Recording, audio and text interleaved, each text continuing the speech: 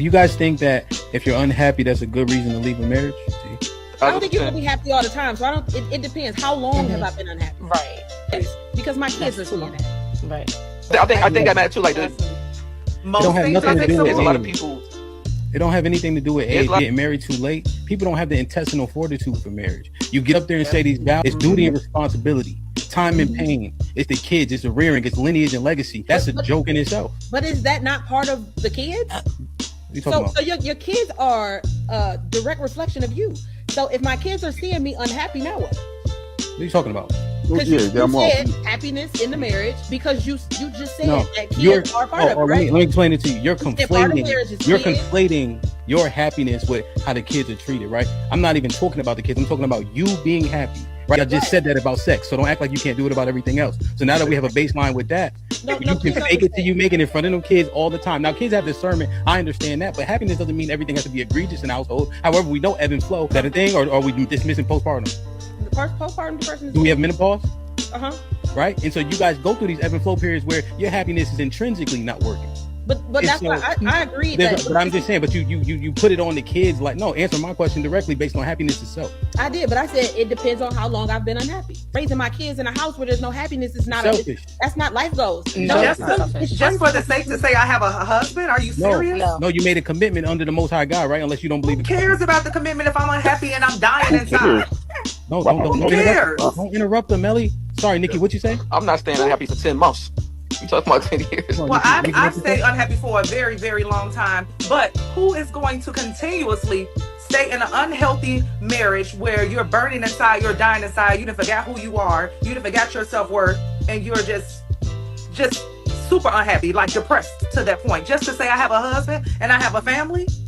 I think that we know how hoes are created. Callie said it earlier. Something about they ain't had their daddy, their daddy didn't love them. That's one. Secondly, most of these hoes been hurt by a man. Just like these niggas that been hurt by women, they become hoes. It's the same thing. Savage. Okay, so this is what I'm saying. Even with what Callie is saying, the lack of love, hopelessness, a deficit, desperation. That's all the same umbrella. I'm desperate for the love of a real man because a man never loved me. So I'm out there searching for the love of a man. But because I don't know how to properly find love from a man because I never experienced it. So now from the worst experience that I've had and the damage that I've had from men, I'm telling you now I'm only going to use them for what I like them for, because there's no possibility that they could ever even try to love me correctly. And I'm so lost on love, so in the deficit, I'll be desperate. And a lot of women have seen this. The girl come up here, remember the girl that came up here who was cosplaying a man? She was a whole butch, calling the women male-centered up here.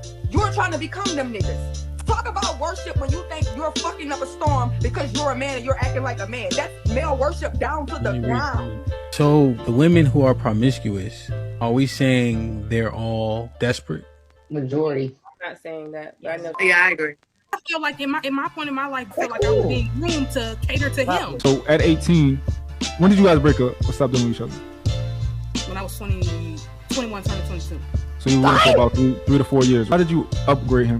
I think that I gave him a different perspective. Well, you also feel like after you dated him, I upgraded you, and then all these women want you after what I did for you. Bro, she was 18, bro. Like, you grilling him, bro. What the fuck? It's hard to imagine an 18-year-old girl upgrading a 28-year-old man, but then you left curious, what could you have possibly really done to a man that age? Like, you don't have no money, you 18, you don't have much knowledge, you 18. What we're witnessing is cognitive dissonance. So there's no way you admonish the man by saying that you upgraded him and then in another breath say he groomed you. Mm-hmm. Those two things are diametrically opposed, right? And then you said age don't matter. People could be wise beyond their years. However, when Tamia gave you the bail money about you being 18, you're like, yeah, I was just 18. Nah, because remember you just said that you had the wisdom and understanding of somebody older than that, which is what you would be able to bestow on him. Right? Ooh. So these things are conflicting when we saying them. Did you actually upgrade him, or was you mad and talking shit to him because he cheated on you? Are most of us cowards? Are most of us willing to kill and die for our wife and children? Are we willing to defend ourselves? Do we know what it looks like when shit is hitting the fan?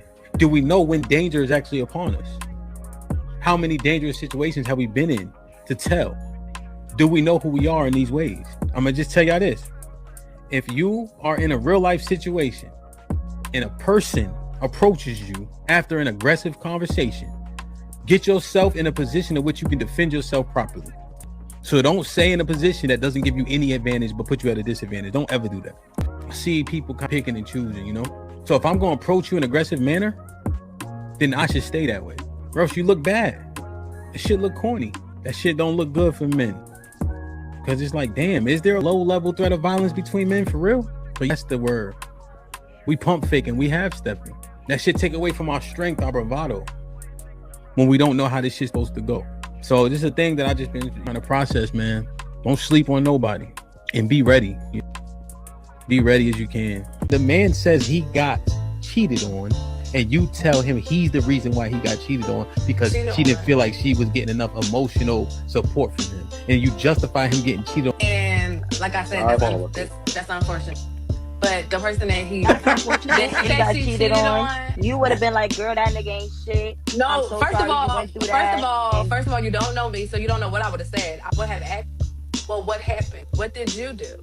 What did he do?" I would try to get the full story, but to just go on this "I hate women" train, I'm not about to do that. Like I said, give us the full details. But to just act like everything was just shine the rainbow, sorry, Uno, but it's more to it. Right. So I just want you to realize real quick, she was emotionally deprived, and you think and then she entered a relationship with him.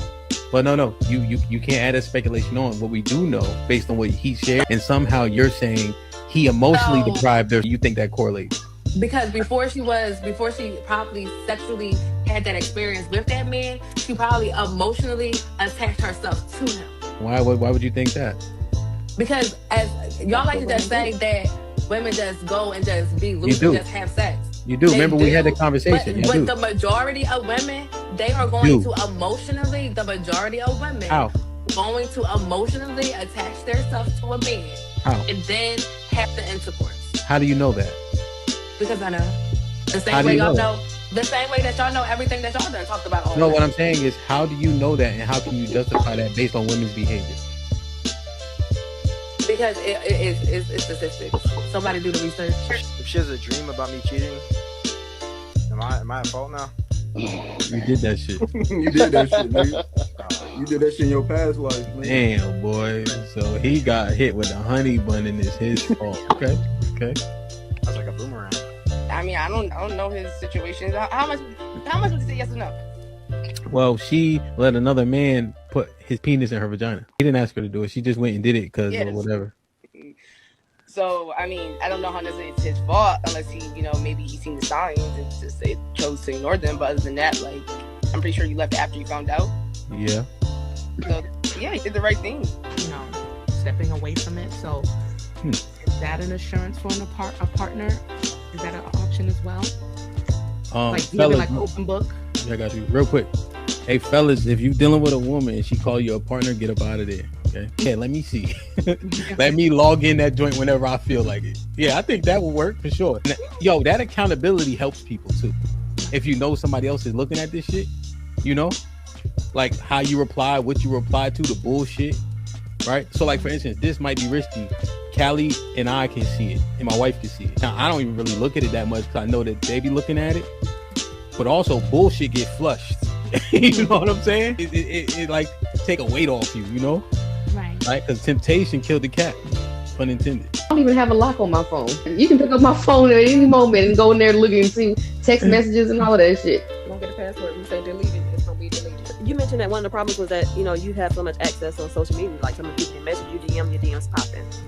Him looking at it, is that going to satisfy him that it's confirmed now, or is he just trying to confirm whether or not you're responding back and cheating? The con to that is that he gonna read all that shit the wrong way for sure. Every time. As he should. It ain't never all good. I was just going to say something to the fact of, in terms of social media, although primarily I do it for content creation, if my man had an issue with it, I was at it, no questions asked, because I've actually been there, done that. It calls for strokes. Like, somebody will punch you in your shit for talking too much and talking crazy. It say that in the Bible? No, it doesn't say that in the Bible. That also equates to... I knew it. A fool lips enter into contention and his mouth calleth for strokes. Proverbs 18:6. Okay. Because I read this shit. I'm just saying I did too, 5,000 times. Yeah, so what I'm saying is, well, you didn't know that was in there, right? Put him in the fucking bedroom. Get him out. So...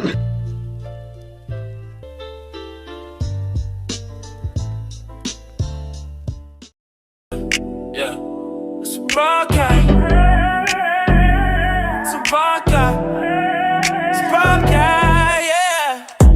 Say share, subscribe, tell a friend, tell a friend. DJ Ham about to go live again. So hit the likes, my friend, on your way in.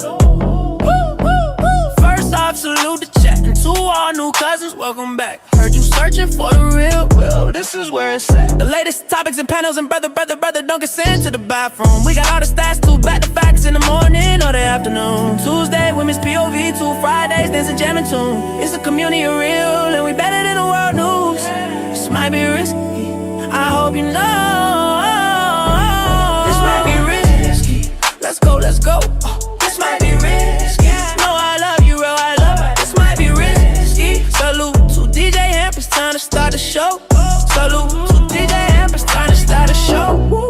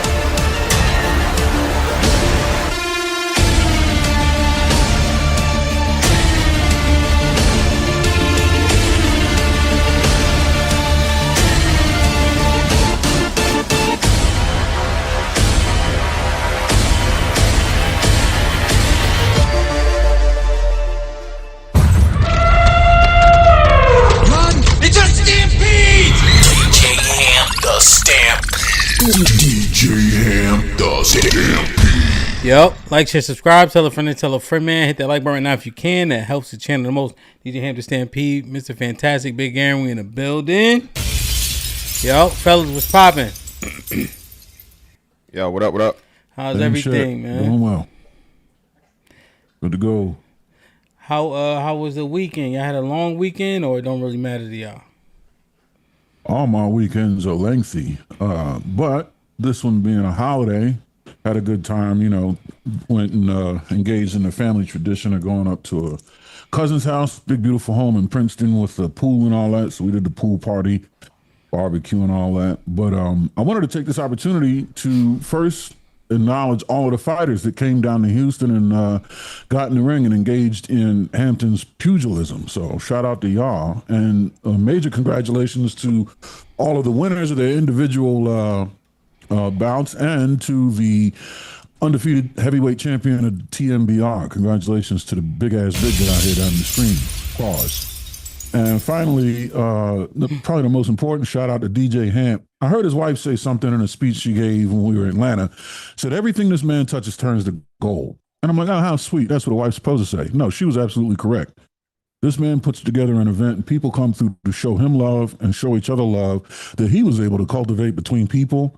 And literally everything he touches turns to gold. So shout out to him for that, man. I haven't closed out my, my final thought with a congrats to him and the job that he does in a long time. And maybe I should start because he's killing it, man. TMBR is rocking the fucking culture. Shout out to us. Shout out to him. But he can't figure out a mute button. No, that's the one drawback. But who am I? I don't know. Checking. Word. There we go. Yo, man, I'm humbled by that shit. I appreciate it, man. You know what I say, right, Aaron? All praise to the Most High, man. You know? Of course. Like, I don't believe in free will per the Bible, you know? And, like, there's no way we come together and 3 years later. Is it 3 years or 2 years? I think we're working on our third. Since TMB started, your first year just kind of being it, but 2 years of like the family, yeah, for sure. Yeah, that's what I'm saying. Like the HQ, Sherelle, member of Love. And matter of fact, remember Q and I was doing that show, right? Then shout out to Q, she got just her job changed, and then us three started it, and then it was me and Love, and then Sherelle, right? We've been doing these shows for like 2 years, son. Like a dead ass syndicated broadcast. Word. Hella hot water. You know what I'm saying? Crazy. you know, there's times where I talk shit about y'all when y'all take days off and shit like that. You see what I'm saying? Like, you know, especially Mr. Fantastic. He always trying to take a vacation. You see what I'm saying? So I be cussing y'all out when I hit in live stream. You see what I'm saying? So, but yo, we've been doing this shit for a minute, and Mr. Fantastic been on the internet longer than us. Having a consistent show with the same people ain't easy. Sure as hell ain't. Like, and then like the quality, like syndicated network quality programming. Real shit. Just thinking about that shit, man. You know? Damn. That shit's hard. Like the theme song says, we better than the world news. That's a fact. Shout out to Foe, man. Right. It's been a good run, man. The internet been a good place. I say 90% of it been a good place for me, you know? Right. So, yeah, man. You know? It's fantastic, man. Really, I want to say... How do I say this? I want to take credit for Mr. Fantastic's success, man. I would like to thank his family, of course, for bringing him into Earth, you know, and then giving him to me the last 3 years to curate. So, thank you to everybody for supporting my fantastic career. You know, I really appreciate it, man. Thank you for giving me Mr. Fantastic to develop into what he is today, man. I really appreciate everybody for taking the journey with me. It hasn't been easy, right? Before, he was very difficult. Now he's more understanding. He don't crash out as quickly. He'll even concede. Everybody's big in their own special way.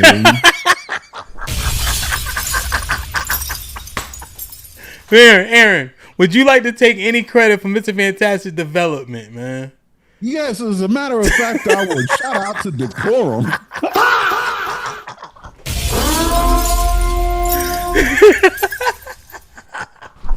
Yo, think about it, Aaron. If it wasn't for us, he'll be another angry black man in the manosphere. So, we want to thank y'all, man, for working through this fantastic journey with us, man. You know, Mufasa said, decorum-tastic.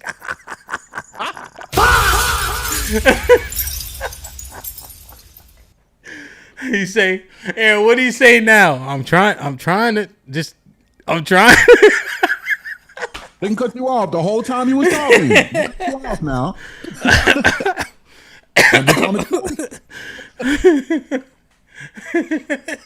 Yeah, boy, thirsty as hell, ain't he? Getting hot down there, huh? You know it's true. Oh man, Mr. Fantastic, what's poppin'? Hey man, another day. I want to thank me for being me. Of course, you know what I'm saying. Bringing you know, unadulterated humor, quick-wittedness, and the needed crash out of the crew. Okay. Mr. Stoicism himself and Mr. fucking calm, cool, and collective. I am the chaos that's necessary to make this ship run, okay? Right? I am the one that when HAMP lets motherfuckers up here, it is, and you know he's so how do you say demure in his correction. Fuck that nigga. No, it needs to be said, okay? That's what I bring to this. True. So I am the balance. I am the balance for what's necessary around this motherfucker. And I keep the chat in check.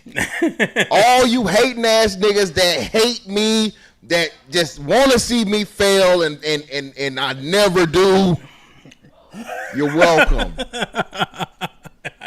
I found out again. I've never done a day in Discord, but I am Discord, nigga.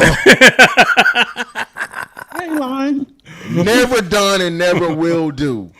You niggas making gifts of me, okay? So you're welcome. When he right. Wow. Oh man. Chris, what up, baby? I can't say hi to the chat. I'm too late now, man. Salute to everybody in the chat, man. It's like we've been going forever. We only missed last week. I think we was coming off risky weekend. It was a lot of shit going on. Niggas trying to recover. Yo, for the first time in I don't know how long, you heard? We slept all day yesterday, son. I don't know, can't remember if I ever did that before. Y'all too? We did the same. Yo, real shit. We went to somebody put in the comments, Hamp, was you at Big Bear Lounge? It's like like a water park. I was like, yeah, I was there from 3 to 10. Cause you know what I'm saying? Yo, we got up, I ordered food, we slept all day, son. Big Chug was asleep. Everybody, yo, that was like the best, my nigga. Is that like a Dorney Park? Huh? You know Dorney Park. Is that like a Dorney Park? You know Dorney Park in Allentown, Pitt. Is it like that? Yeah. Yeah. Okay. Yeah. Yeah. Mm-hmm. That's crazy. Yeah. Somebody was like, "Hey, Hamp, was you at such and such?" I'm like, "Yeah." Yo, man, they charging you $10 for a hot dog. Pause. You know how it go. Regular shit. Feel me? But we lit, man. Hit the like button. Salute to the 200 people in the building. We only got 57 likes. That is egregious. Please hit the like button as that helps the channel the most. Salute to everybody in the chat. Salute to my brother Ro. I think he either just became a member or it was like a 1 month membership. But salute regardless, man. Join the Discord. You know, we having fun, man. The meetup was amazing. We trying to line some shit up for Milwaukee. We shall see.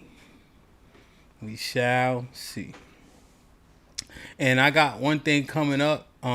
My side is done. So if the other side bows well, we got another big announcement, man. We'll see, man. You know what I mean? Get it popping, man. Pugilism at its finest, man.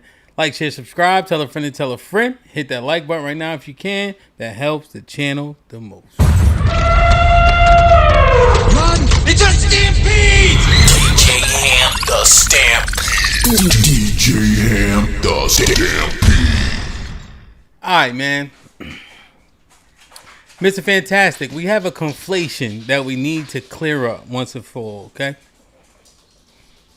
There's a conflation between black culture, gang culture, street culture. Right? Those things are seemingly conflated with black culture.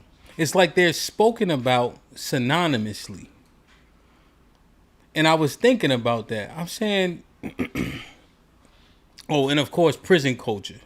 Right? It's like all those things get conflated with black culture as though they're synonymous, they're one and the same, they're mutually exclusive, right? I think we did a fine job, but you had to drop off on Friday of simply making a delineation in terms of no, those things are unto themselves. Gang culture is Yakuza culture, is mob culture, right? Those things predate tribes, right? Those things predate quote unquote black culture. Right? Those are all in the same bucket, in my estimation. Prison has its own culture, and we're not the only people in it. But even a lot of that, how people act, gets conflated with black culture. And the streets is the streets. We seen it the same way in the fictional tale of Ozark, the same way in the fictional tale of Breaking Bad. The same way in the fictional tale of New Jack City, they dealing drugs in the same way, same capacity, meeting up, shooting each other, etc. But all of that seemingly gets conflated with being black culture. And I think that we have to do a better job of making that delineation. and assessing each cohort for itself, not just this is the community or nigga shit. Which I think. I definitely, like I said, I definitely agree with that. Again, the only problem I have is the adoption of it outside of those cohorts, right? So what I find is the problem as to where there's always white people do it too, or everybody else does it too. And I've never heard a white person, an Asian person, or any other person group, even Mexican, say, oh, well, the black people do it too. So it's like whenever there's something negative, right, we'll say, oh, well, these people are doing the same negative activities that we're doing to excuse it or to dismiss it. But why are we not doing that in the positive? How is it that we can adopt the negative things, right? And again, I have no quarrels there. You're exactly right. American culture, criminality, all these different things. The problem that I have is the bleeding into non-criminals and the excuses and the adoption of how we're supposed to take on the same principles. Again, stop snitching. You did a wonderful job Friday, right? Chronicalizing all of the entertainment, all of the behavior, especially focusing on, mob culture, one of the biggest influences. I don't think people understand just how, John F. Kennedy became president because of the mob. A lot of people don't know that, right? So, yes, those things had major, major influence. As you say, still to this day, NBA caught up in a huge scandal. Several fucking active NBA players and former NBA players fucking with the mob. The mob still exists. Nothing like it was, predate, But those things, criminality is always going to be. And this I don't think people understand too. There's never going to be a perfect world where there's no criminality. Never. Yeah. Right? We know this. It's never going to exist. But what I'm saying is, for us, for whatever reason, the civilians are told and try to adopt the street nigga shit. And that's the problem. That's why the delineation is difficult, because we get people that's never did a day in the streets, never did a day in jail, never did a day in prison, and they, making excuses for they're defending. Hell, I don't understand why any civilian would give a fuck about prison reform. I don't care. Don't go to prison. Well, I think it's way easier. It's way easier to stay out of prison than to get in. Yeah. And it bothers me that one of the major topics, I'll say top 10 topics in the black community, and I could argue even up higher, like top 5, is like prison reform. When we say all the time, less than 1% of black people, men and women included, are in prison. So how should that even be you know what I'm saying? Yeah. How should that be a top topic? Well, what it is you would hope that things are punitive but also reformative, right? And so the recidivism rate is so high, right? You want to figure out how to mitigate and like almost extinguish people going to prison, especially people going back and forth. So I could see how in communities that are tight knit, where you don't have that many degrees of separation, you may want some reformative aspects of the prison system. Otherwise, it is just a money grab. If you know the recidivism rate is upwards of 80%. So that's why I would, like when I was in DC as a precinct captain, when my precinct was Ward 7, and so in my little cohort, we had people dealing with those issues, and that affects grandma because he got to come home and live with grandma's house and shit like that. So that's what I would say to that real quick. Now, here's the other thing, Mr. Fantastic. They don't have to do it because they get to point the finger.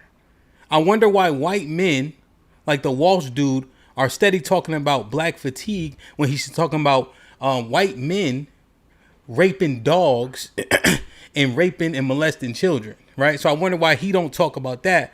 But the dude, like the Walsh guy, he always talking about black fatigue. Tim Walsh. Yeah, whatever his name is. Yeah. Mm-hmm.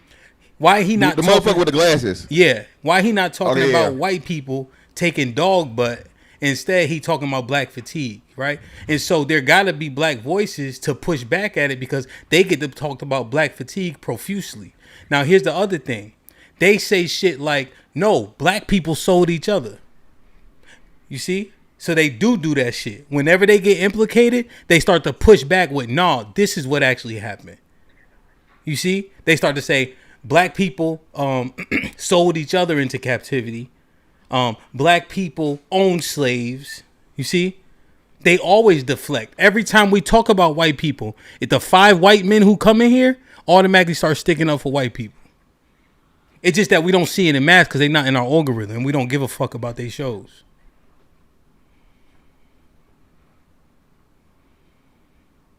No, so yeah, to that point, yeah, we're talking about the slave trading thing, right? And but I can't see it outside of that context. I don't. No, I'm just giving an example. Well, no, I'm just saying. So modern crimes and actual stuff that's being done in real time, I don't see them reaching back and saying, okay, well, that's what black people are gangbanging. I don't even know what outside of what motorcycle gangs and what Aryan Nation, right? Those are like, the most part that we understand white gangs to be. You know what I'm saying? And I guess like the remnants of the Ku Klux Klan, right? Whatever is left of that. Mm-hmm. You know what I'm saying? But I just don't see those people publicly whenever those things are brought up. It's way more, fuck those criminals, they're white trash, they're whatever, so on and so forth. We don't associate with them. We don't want any parts of them. And that's the conversation, not okay, well, all these different things when it comes to the derelicts of the community. And I think that's the problem. We take up too much. And again, like I said, I understand black men are the highest, most wrongfully convicted, right? You have the exoneration. What do you call it? Exoneration. What's that? Yeah, the highest exonerated. But even in the highest exonerated, that's like, that's a very, very small percentage of cases. So you got to think. So if you get 500 exonerations per year out of you still got hundreds of thousands to 1 million people in prison, what is the actual percentage? You feel what I'm saying? Most of the people that are in prison and in jail deserve to be there. Yeah. So, and for whatever reason, it's plausible deniability as to where he was unjustly, he was unwrongfully. And no, that nigga where he's supposed to be, like Donnell Jones, where he want to be. I guess I look at the margin, right? An acceptable margin of error is what, 10% or so? No, it's less than that. I think it's plus or minus 3%, right, Aaron? From a mathematical standpoint, usually plus or minus 3. Yeah. Okay. Yeah, no, I got you. I understand. Yeah, the exoneration point. I mean, it's a point that needs to be acknowledged. You look at it just mathematically. Is it a nominal number? 100%. Now, one thing I guess I'm finding difficult is us adopting or living by these ideologies. I think it's more said than more actionable. Right? Like, who really living by no snitching, no telling? Right? Like, have y'all been to South Boston? You know what I'm saying? Like Connecticut, we have an array, a bunch of Italians, right? And so I wonder how many people have proximity to these people. See, they actually mimic what you see on the old movies. They act like that. We saw a glimpse of it with Jersey Shore, right? Paulie D and Mike, they act like the mobsters. Did y'all see those shows or not? Yeah, I saw a couple of. That was the one with Snooki or some shit, right? Yeah, they act. You see how they act? They act like the mobsters and all that. You know what I'm saying? I've interfaced with some of those folks. Yeah. You ever hear me say, "Forget about it"? Like it's something that from messing with them. Yeah, exactly. Like, but you know what though? But you know what, Ham? And that's what I'm saying. Ham, that's an extremely niche and regional thing. Ain't no motherfucking Italians in the South, bro. It may be regional, but it ain't niche. It's everywhere. Yeah, that's what I'm saying. That's them, but you don't. I'm saying you don't have proximity to them, so you don't know. Well, I'm saying niche as far as like. Well, no, you're right. So not niche may be wrong, but regional. It's extremely regional. I don't think it's almost exclusively Northeast and maybe some Chicago, right? Midwest. Yeah, maybe some. You don't have them in the South. You don't have them in the South, and you don't have them out West. Yeah. Yeah, no, 100%. Everywhere. Yeah, wherever they are, is you gonna see that act like Jersey. You gonna see them. The modus operandi be like that. Is all I'm saying. Y'all got a little Italy. It's a little Italy in all of those, right? Yeah, the tri-state. Yeah. Yep. Yeah. You know, like with the Mob Wives show, right? You know, you see that's how they act, but it's like we don't know them, so we're like, oh, we the only people that do X. Nah, people have like these subsets of their culture, you know, that people tend to gravitate to. That's why John Gotti could have ran for mayor, you know, because people just these people have charisma, you know. Just Al Capone had charisma, you know. Alpo, Mitt, Rich, Port, they had charisma. Frank Lucas, like they just those people, Nicky Barnes, you know, and they all dress flashy. That's the other thing, you know. Whitey Bulger had charisma, you know. It just is, you know. So people kind of gravitate to those things.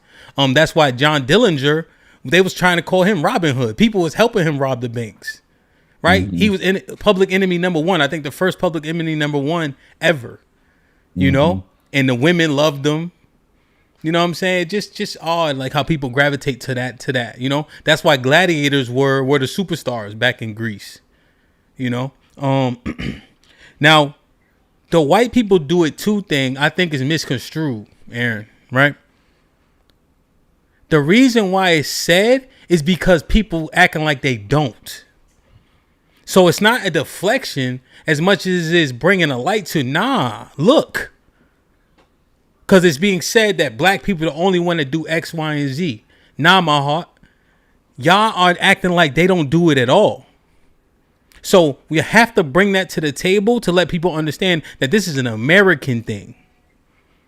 But if we ignore the fact that white people do X, Y, and Z, then it has to be brought to the table so that we can have a full context.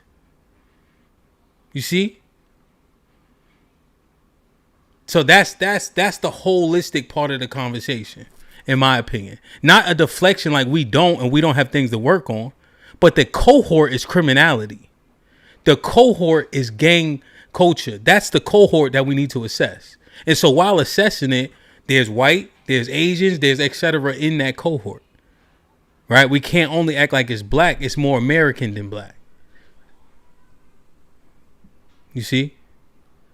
I think one thing we're going to have to be cognizant of as we have the conversation is that there's very little replacement in the black community for gang culture, right? In the white community and the Asian community, they do stylize criminality, but there's also something else out there that is an acceptable and praised path towards success that simply doesn't exist in the black community nearly as much, right? Simply something as simple as academics in the black community is not lauded the way it is in the white or Asian community, right? Our number one cultural aspiration would be criminality or entertainment. I think that's the part. There's no landing pad. Sports, probably. Yeah, right. Yeah, sports specifically, right. But there's no landing pad, you know, that we have to land on in the event that we say, well, what if we said to hell with criminality entirely? Right? We don't have that, whereas they do. They'll say, oh, well, you know, we still look at scientists as pretty cool people, or we still look at this as pretty cool people, or we still have aspirations that are realistic towards this, you know, endeavor. Whereas the black community, we wouldn't really have much of a landing pad if we say, if entertainment and criminality went away, who would we end up being? We wouldn't be able to answer that question. Yeah, I think that's valid. I think that's valid. Is that the second part of the conversation, or is it the same? Probably. Okay.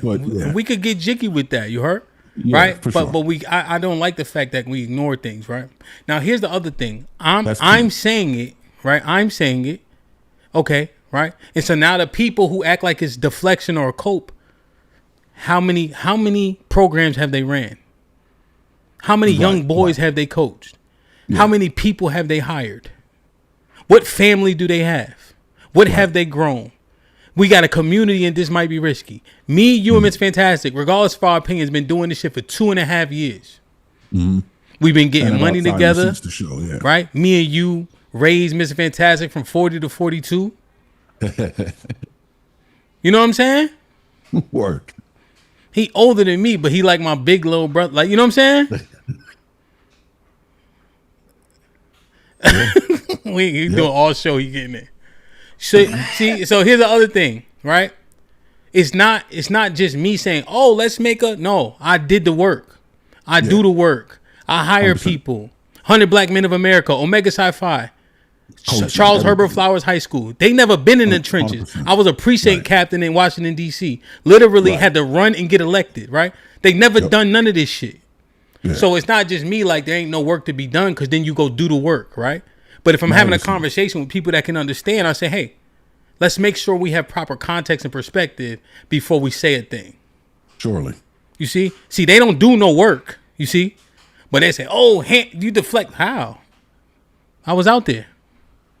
Their involvement makes an unqualified opinion relative to you. Yeah, that's what I'm saying, right? So it's not about we gotta get it right. Because when we assess the remember when Trump brought in the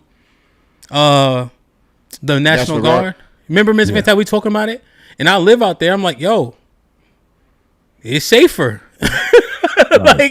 It's not as much bullshit. You heard? Mm-hmm. Right? I think our argument was, what's the collateral damage on it? What's the acceptable loss? I think people getting put in handcuffs is more traumatic than people give it credit for. But you have to say the thing. It was cleaner. It was easier for people to move around, from the metro system, etc. Especially the Anacostia area, right? Yeah. It was that's crazy. Yeah. You know what I'm saying? So, well, let me read this real quick. Free Zone with the $5 is for the Fantastic Voyage Fund. That's funny as fuck. Another thing, we the only two people who could get this off too. You know that, right, Aaron? That's true. As Abe with the $5 says, white people not trying to hide their criminality as much as black people gatekeeping on their behalf. They are proud of who they are. But go ahead, that's what I wanted to say. What were you saying, Aaron? Or were you about to say something? No, I'm with you 100%. Yeah. I'm just ad-libbing to, yeah, you're right. 100%. Yeah, damn, I don't know. So, Mr. Fantastic, you think, let's say we zoom out a little bit. You think the whataboutism, what do you think about this super chat? You want me to read again? I don't know if you can see it. No, white people not trying to hide their criminality as much as black people gatekeeping on their behalf. I don't understand what that even means. What is she saying? What are black people are gatekeeping white people's criminality? That makes no sense. It's like we will say, what we talking about white people for? What do we care about what they doing? Or, we are the black fatigue criminal element that exists that's hurting the country, not them. Like black people, like we don't even get to talk about it before black people come out the woodworks asking us why we talking about it. Okay, I got you. So yeah. So again, turn your mic up a little bit, Ms. Fantastic. My shit all the way up. I probably got check. Am I good? Should be good. Yeah, it's good. Yeah. I was arguing with some nobody ass bitch last night. So let me turn it down. Actually, might be too loud. Is mine loud? So turn it down. No, yours good. Huh? Okay. All right. You don't touch nothing. You don't. Hold on, Aaron. Let me say this to you. Yeah, don't. All right, go ahead, Ms. Fantastic. I ain't gonna touch nothing. Yeah. So this again, my thing is, if we forever always go to what white people did, what white people are doing, and all this other shit, niggas have very poor attention spans and lose the plot extremely easily. So once you bring up white people, once you bring up racism, once you bring up slavery, that's the only focus. It's not going to be any further focus on what we actually are doing, we actually need to change, what we actually can improve upon. It's the white people did it. And that's the problem. The biggest issue and problem with us is that we're so hyper-focused on white people specifically when we said this. Asians are way more racist than white people. Indians are way more racist than fucking white people. And those people have actually more intimate relations and connections, i.e. the fucked up case in South Carolina with the Chow, what was his fucking name? The guy that shot the kid in the back. Chow, right? Chow? And by the way, that's culturally accurate, by the way. It's not racist. Chow, Lee, Chan is going to be something. Some Chinese fucking name. So it's just culturally accurate. It's not racist. But anyway, So those people that directly benefit the most from us, HAMP, are the most fucking racist. And like I said, for this to literally happen again, you know, people, and this is why we say it's so crazy, right? You know, kids don't know about the case in L.A. from 90 something, to where it's literally the same thing happened. The fucking lady shot the girl in the back of the head over some orange juice she didn't steal, right? And to see this happen again in 2026, you know, just goes to show you how those people look at us in a way to where they will take a fucking life over nothing. You know what I'm saying? Over my store, over a juice, over a water, and you know what I'm saying? So I'm completely, totally aware. I just think for us, the hyper focus and fixation on white people and it just sidetracks us, bro. And then we can't get any progress done because the whole thing comes about, yeah, man, the white man, and racism and the system. And okay, all right, brother, yeah, but it's been the same white man, it's been the same system. Nothing has changed with him. White people gonna be racist. So now what? Now that we know and we're reestablishing and talking about white people's racism, which has never changed, and actually by all intents and purposes, I know I'm about to let me put my motherfucking coon mask on, let me put my coon eyes on, has depleted, because they can't just hang your ass and eat you in public anymore. That's not cool. So no matter how you want to fucking try and say it, the race relations of what they're able to do. Hell, when the last time a white man motherfucking walked by you and called you a boy? It's been never every 32nd, right? Never every 32nd. Same for me. I never had a white man dare call me a boy, spit on me, none of that shit, right? Couldn't pay him. So this is what I'm saying, Hamp, that we have to fairly assess the shit. And now, oh man, you're just trying to take. I'm not trying to take white people at all. I'm actually trying to give us proper context of where we are versus where we were, and what our actual people that paved the way for us had to put up with in their sacrifice and the success of it. Yeah, it's people that died. Hell, a motherfucking a German Shepherd know not to look my way. Okay, I wish you would. So I keep me a Michael Vick jersey in my back pocket. Hey, all right. Run your ass over here if you want to. So, Hamp, that's all I'm saying, bro. People have to. The shit that we've actually went through as a people, I value it. I understand it.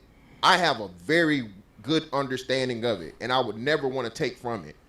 I think we sully it and we deplete it when we juxtapose now to the past. You feel me? No, I think we do a disservice, and that's just my I understand that there's been things have changed, right? This is the thing. See, people are based on what people have told them. So they make a determination off of what people have told them. You know? So let's say we added the numbers for those other violent convictions to like violent crimes. You know, that's what most of it's hinged on. Black people overrepresenting violent crimes. What is it, like 30%, right? From the 2019. What is the number? And I'm just I didn't do this. If we added the rape, molestation, all that stuff to that violent crime number, what would the percentage be then? Who? For black people, they were more than double, if not triple, us, Hamp. That's what I'm saying. What will we go from 30% of violent crime to what percent would you think? 15. It'll cut in half. And see, at the very least, if you added rape and all that stuff in, right, to violent crime. Yes, if you added any type of sex crime and especially crimes against children into the mix of violent crime, yes. And this is my point, right, Mr. Fantastic? People been leveraging we overrepresent in violent crime to make their point about how much issues we have and et cetera, right? But people accept that your crime rates, your poverty rates, your government aid rates line up with your population rate, right? So, because the argument is always, hey, you guys overrepresent in violent crime. You overrepresent in social programs, right? That's always the argument. Am I wrong, Mr. Fantastic? Aaron? You're right. So now, if we added with his violent crimes, the sex crimes in, and now black people drop from 30% of violent crime to 15% of violent crime, and we're also 15% of the population. What are people saying then? You see? Because that's always been the argument, the overrepresentation aspect. But when you put the violent crimes in there that are sex crimes, which are violent, now what happens to the number? They would have to say it equals out, especially if you apply the plus or minus 3% margin of error. Exactly. Allowable. And it would be have to agree that we're lined up 1 for 1. Right exactly. And 1 for 1 is acceptable. 100%. You see? But we never did the math though. So I'm simply saying they hinge it on overrepresentation. Now put all the violent crime in there, and we don't overrepresent now. What are people saying then? Yeah, I think the right word now that you say that, and quick math telling us what it tells us, the right word would be misrepresentation. I think we're misrepresented, or they are improperly represented because they're leaving out a component of violent crime that belongs in there that would make the math square. But see, they don't want to though. They want to stay on the trope, right? Willfully obtuse is the word of the day. Yeah. Because it's always been black people overrepresent in these things. Right. That's always been the argument. They could change it now, conveniently. So I'm simply saying, add all of the shit in. Yeah. Add all the violent crime in one equation. And now if it drops to 15% and we're 15% of the population, what's the consensus then? Good question. It would have to be what it is, and if not, then that's willfully obtuse. I mean, the numbers are the numbers. The math doesn't lie. That's all we're saying. Are we saying that we don't have issues that need to be addressed? No. We're saying put things in proper context. You know what? Part of the issue and part of the reason why the issue exists is our image and our appearance to the overall society. And part of that is exactly what you're saying. If we can repair, correct, and align a lot of our image and representation, that will fix some of the problem. We don't have control over our image. Other people can control it. Exactly. And when they got the overrepresentation thing, there is an image being created or painted, right? Yes. Which has a adverse internal effect overall as well. Self-image goes down the tank. That's why we need to make sure proper context is established and the baseline is genuine when we have the conversation. Agreed. And then I want them, the people who keep wanting to say it, what work have they done to show that they actually think there's a problem? Right. You see? So now when we start to say, okay, HAMP saying, let's put it together, right? The niggas that say it's the deflection, show me your work. Because here's what they're going to have to stand up to. They're going to have to stand up me doing the work while making sure that the baseline is genuine. Yeah. And then when they can't, now what? Unqualified opinion.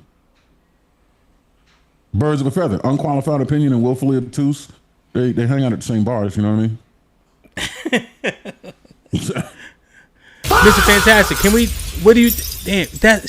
what does that do to the argument though, Mr. Fantastic? We're not ignoring that we got some shit to fix. You heard? Right? There's prescriptions in our community that don't make no sense. Right? But we're talking about that criminal aspect, right? Specifically, when you add all this shit together and then it drops us from 30% representation to 15% representation, that outlook, it has to be different, right? Yeah, no. So I got it. I just chat GBT'd it. So it said it is included. So for the arrest, it's already included. So it says FBI violent crime already includes rape, murder, robbery, aggravated assault for all ages, violent crime arrest. So it would stay the same because PDF files as well. Well, animal, bestiality as well. Yeah. So even with the animal shit would be far less, right? So the thing though, from that, let's just go from there, right? So understanding that the FBI crime statistics includes it's never brought up. So even the data supports that, right? No one talks about that. We only talk about gang activity, shootings, robbery. No one, when you know what I'm saying, when the common person talks about violent crime, they're talking about, you know what I'm saying, usually shit involving guns and, you know, shit like that, or murder. Mm-hmm. It still justifies the image conversation. Colloquially, yeah. So colloquially, right. Yes. and now they're purposely leaving that out here. Mm-hmm. So now that we know that it's included in that, it's even more insidious, right? Because they only bring up robbery, gang shit, gun shit, shooting, murder, when we, you know what I'm saying, we overrepresent in that. But clearly, again, the most egregious shit is out here being pussy crooks. I can justify shooting a motherfucker. I can justify killing somebody. You got a gun, I got a gun. I'd rather be judged by 12 and carried by 6. Again, you can never excuse sex crimes, and even more importantly, sex crimes against children. So that's a thing to where we always hear the 6 o'clock news or 10 o'clock news about, you know, shootings, but you don't hear about the national news until you get like one of these stings, the sting operations, to where they collect a lot of people that's trying to, you know, interact with kids inappropriately. You feel me? Mm-hmm. And even then, that's just local. Outside of the Epstein case, how many national stories have we seen about all of these things? There's a sting going on right now somewhere, and it's hella people that get caught up in them, but it usually stays local, city or county level, if not state. Those high profile cases, Epstein, Weinstein, you know, Cosby, any of those things, they're all that's politically driven anyway. Exactly. And I don't give a damn. Listen, bro. Yeah. You call me what you want. I don't give a fuck about a bitch that fucking fucked Harvey Weinstein in order to get a fucking acting career, and the bitch couldn't act. So now 30 years later, she a victim. Get her the fuck out. Yeah, that's so far outside the scope of the conversation, and it's politically driven. It has nothing to do with, you know, this situation.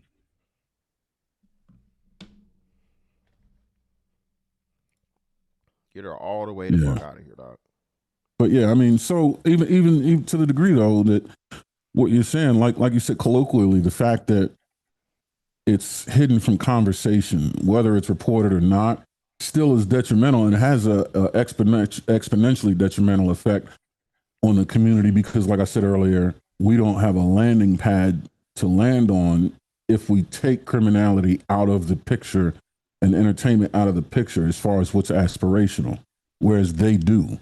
So not only do they, you know, consider something else aspirational, but they also hide, right, from the public eye, their total contribution to criminality, which bolsters their aspirational ability. Like we not only feel like we can't do, but we're hopeless to do, even if we could. That's what the narrative would suggest as far as what is put out into the public and what the public conversation's having. You know what I mean? Yep. It's a twofold, you know, which becomes exponential. It's not times two. It's to the second power, you know, which is worse. Damn, I missed that last part. What you say? No, we were just saying what he was saying about the fact that the white community hides their overall contribution to criminality from the conversation, whether it's reported or not, still has a detrimental effect on the black community because it has an exponential effect on the detrimental fact that we don't have a landing pad to land on aspirationally if we take criminality and entertainment out of the picture, whereas they do. They believe that they can aspire to other things as well as hiding their actual contribution from the conversation, which further supports their image. It has an exponential effect that helps them or hurts us, either way you look at it, just by image control alone. Do you think does that go back to the other convo we was having, right? About like just some of the prescriptions that it seemed like the women had. So like asset purchase, degree, pursuing the degrees in education, the housing or the assets, right?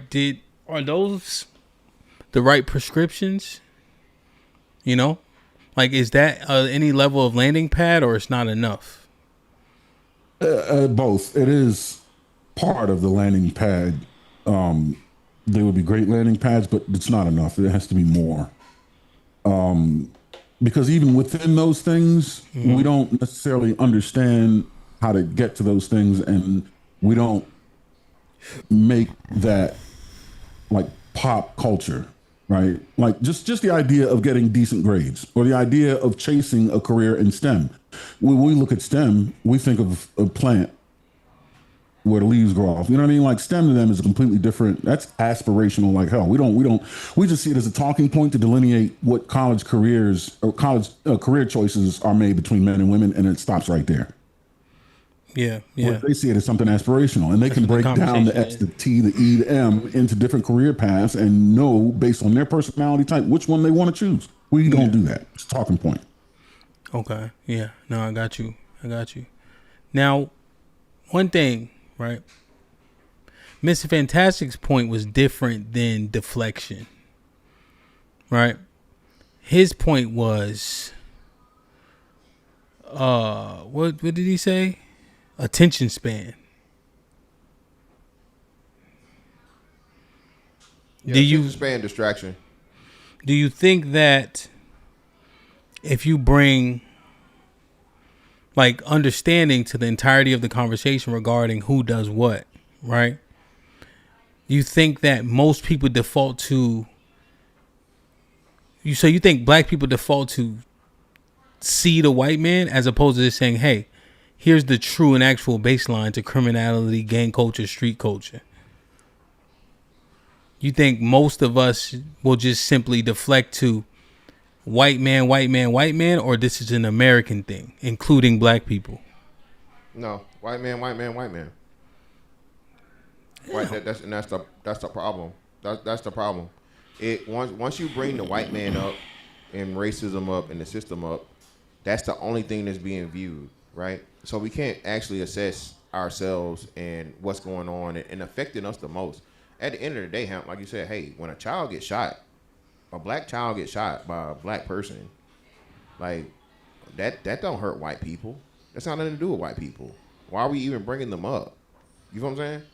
Yeah. An innocent child, and you know what I mean, that has nothing to do with ain't can't twist no fingers, can't rep no set, none of that shit. Get shot in the process of you guys, criminals doing criminal shit, and the community not come together in mass and be like, hey, we need him. Y'all need to bring him forward. Point blank period. Again, there's never going to be a perfect world to where there's no criminality, but at least at some point in time, HAMP, you remember the case a few years back where the niggas drove all the way from South Carolina to Mexico, and somehow, some way, one of the niggas got killed, and then the other ones got kidnapped or something. And the cartel ended up throwing like 3 guys that were responsible to the government as as recompense. It's the cartel now in Mexico, because they understood, hey man, we can't be, if we fuck with the tourists, that creates a whole bigger issue and problem outside of us, and it has to be rules in this shit, even in criminality, right? It's no honor amongst thieves, but there are rules, because in order for a criminal enterprise to work, you know what I'm saying, certain shit just can't happen. So if the fucking Mexicans can understand that shit, we should be able to understand that shit within. And they're always gonna be, what was the thing in what movie was that? To where the preachers had a relationship with the gang leaders, or the nigga that was like the major drug dealers and shit. Let's just go to The Wire, right? Everybody knew that Avon sold drugs, right? You need some startup money for the business. When Cuddy tried to put the boxing thing together, right? Cuddy went to him and he said, "Nigga, 10 bands here, man. Throw this nigga actually throw him like 15. Throw some extra. Get these little niggas some all the equipment you need, brother." And that's my thing. You know what I'm saying? Hey, bro, don't just give away a turkey, nigga, during motherfucking Thanksgiving. Don't just do a bike drive and fucking a book bag giveaway before school. No, motherfucker, if you gon' fucking predate and you gonna do more harm than good at least let the motherfucking good be 60-40 and not motherfucking 90-10. Gone are the days of Bumpy Johnson. Exactly. That's what I'm saying. The rules of this shit is just so messed up, bro. It's gonna always be some shit to where the street. This is why I say, Hamp. Way back then, I know shit's never going, but it has to be some type of regulation as to where you don't got so many innocent people getting caught up. Specifically, in shout out to the Chicago niggas. Chicago niggas are gonna get mad, but listen, Hamp. If I lived in Chicago, every motherfucking federal holiday, I'm taking it out of town. If it's a government fucking holiday, nigga, I will not be in Chicago. I don't know why these niggas love, shooting up everything and everybody whenever there's a motherfucking government holiday, but that's how they get down. And it you know what I'm saying? It goes into motherfucking overdrive during the summertime. So that's all I'm saying, bro. The numbers of that. And you can't get mad at me because the national media picks it up. And like you said, that's a big part of it. So the reason why Chicago, and we always talk about Chicago, is national news don't report on fucking Atlanta. They don't report on New York. They don't report on, back in the day, it was Little Rock. They don't report on fucking Little Rock, Arkansas. They don't report on Houston. For whatever reason, they report on fucking Chicago. So, and then Chicago, because, and this is where we get to it, Hamp, Chirac, drill. 63rd. I was damn near 40 when the first time I heard about 63rd. I didn't know shit about no fucking 63rd. The only street I knew, motherfucking outside of any street I ever been on, across 110th Street, nigga. That's the only motherfucking number street I knew, nigga. 110th Street. Okay. And then we all know motherfucking Martin Luther King Boulevard and Malcolm X Boulevard. But nigga, I knew about never stepped a day in Chicago, 63rd. Nigga, don't go on 63rd. So that's what I'm saying. I mean, if we adopt those things and then we push it out amongst the culture, amongst ourselves, you know what I'm saying? Who's to blame? I don't see the white person don't have any impact in that. You know what I'm saying? Mm-hmm.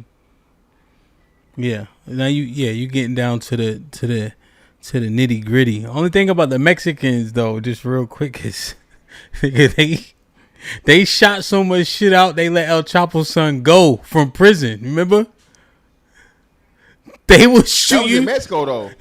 That was in Mexico. Say it though. Oh yeah. No. But they was internal shit. Yeah, internal shit is one thing, but you can't fuck with the tourists though. Yeah. Yeah, generally speaking, I don't think most people be fucking with the tourists though. That's kind of consistent. Like you go to Baltimore, there's one across the street, you got the vacants, and then across the street you got $1 Million Home. They don't go across that block. Not across the street, but like crazy. The block over. Nah, I got you. But you know what's another thing? It was either a British dude, some European motherfucker, bad teeth and horrible accent. Yeah. Nigga went to Atlanta. It was either the SWATs. I think it was SWATs or some shit. But it was the hood. Mm-hmm. This motherfucker went to motherfucking the trenches. The real trenches. No problems. None but hospitality. None but love. Ain't nobody gonna touch him. I said this the other day on Twitter. Bro, if we can have that understanding and concept for people outside of ourselves, bro, right? Why the fuck we can't? I can't go to fucking Cali and wear a fucking Miami Dolphins hat because I'm disrespecting somebody's set. The Dolphins? I don't know how the fuck Miami got shit to do with motherfucking LA. You know the No idea. You know the LA cat said that ain't true though. That's a fucking lie. For real. It's like, hey, that nigga need to go to the video and several videos that tell you what hats you cannot wear and the definition of those hats and what they mean. I'm just saying. He need to refute them niggas. I just saying, man. I don't know. I think there's, so just to baseline it out, right? I think there is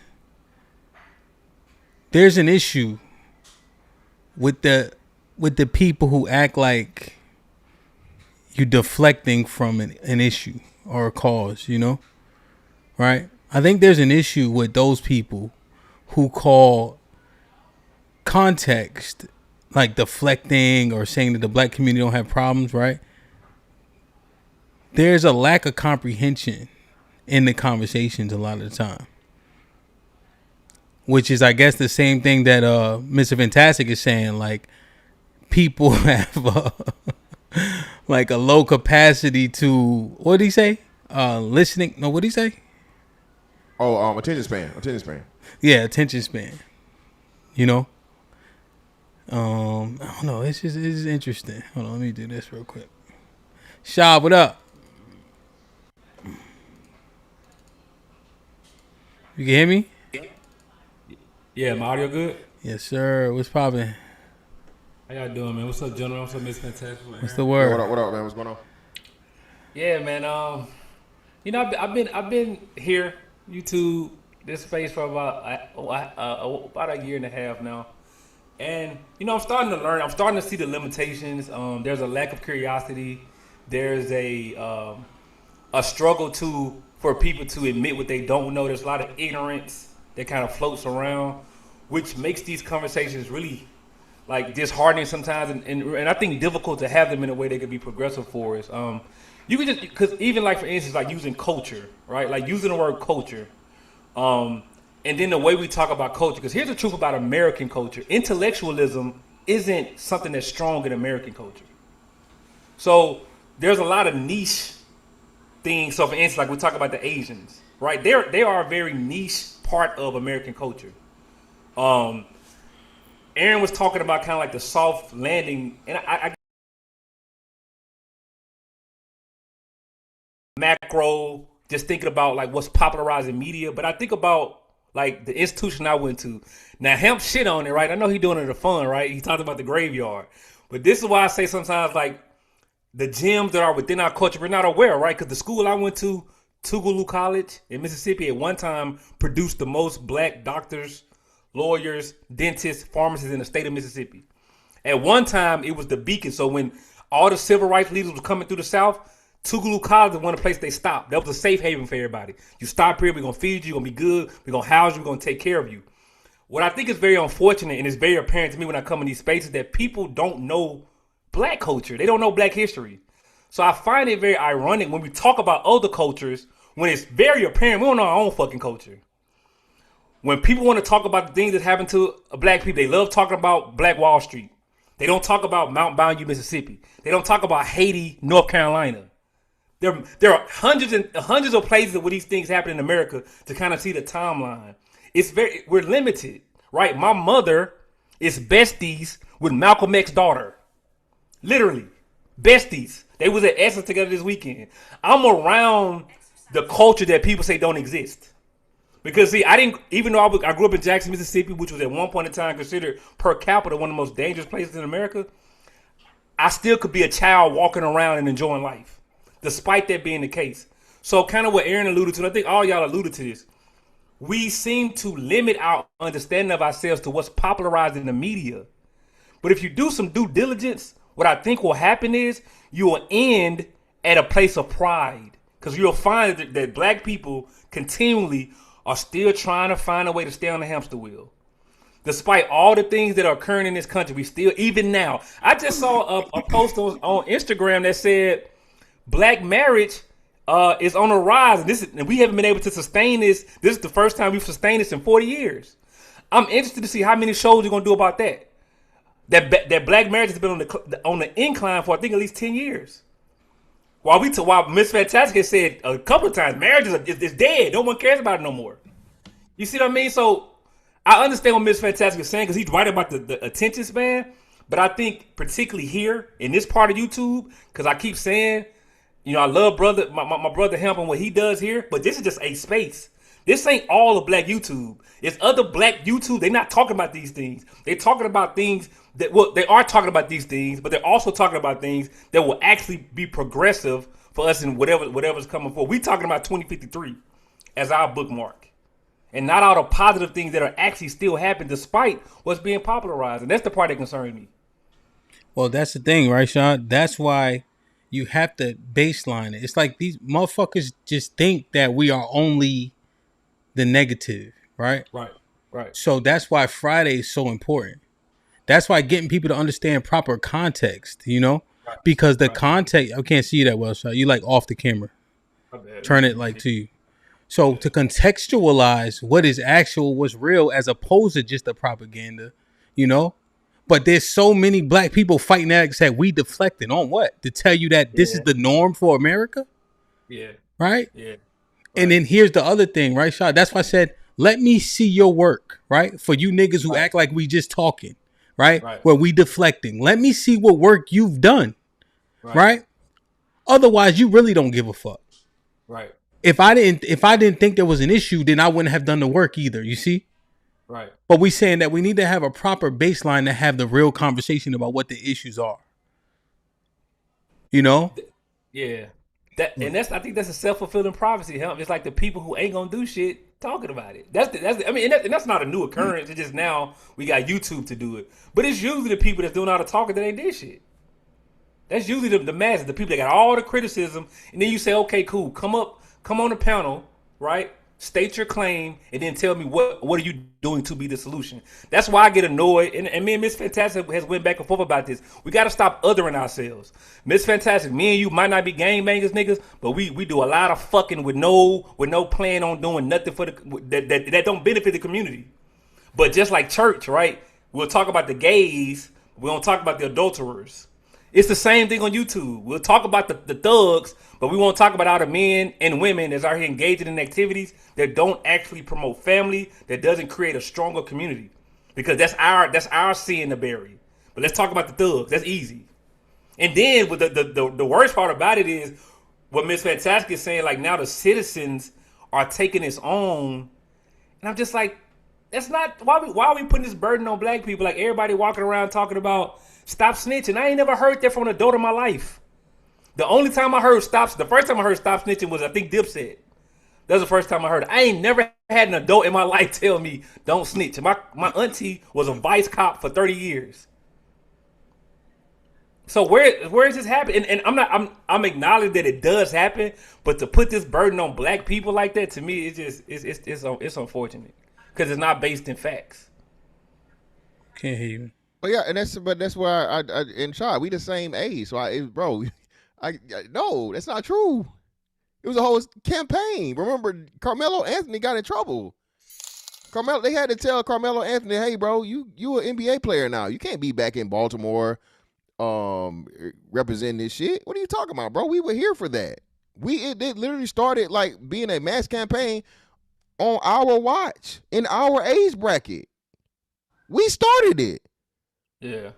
I guess what I'm saying is, because I'm talking about the engagement. Like when you mentioned that, I thought about the snowman t-shirts. I wanted one. Not because I wanted to sell drugs, because I was a kid and it was popular.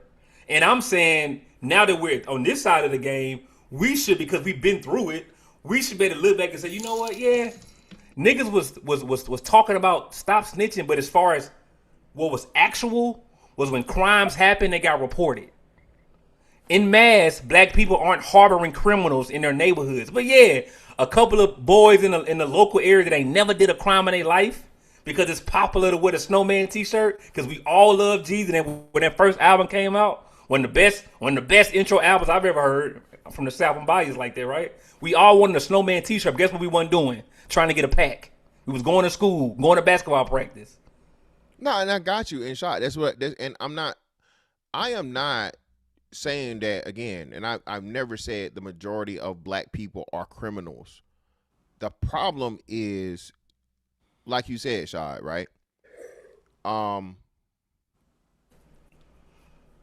all intents and purposes, we all knew a nigga that was selling weed in high school, or selling drugs in high school. Did you tell on him? Of course not, right? Nobody did. But we should have. And that's what I'm telling you. Right? The dope boy, the whatever. Everybody knew that. Everybody, again, Shad, I was a fucking nerd.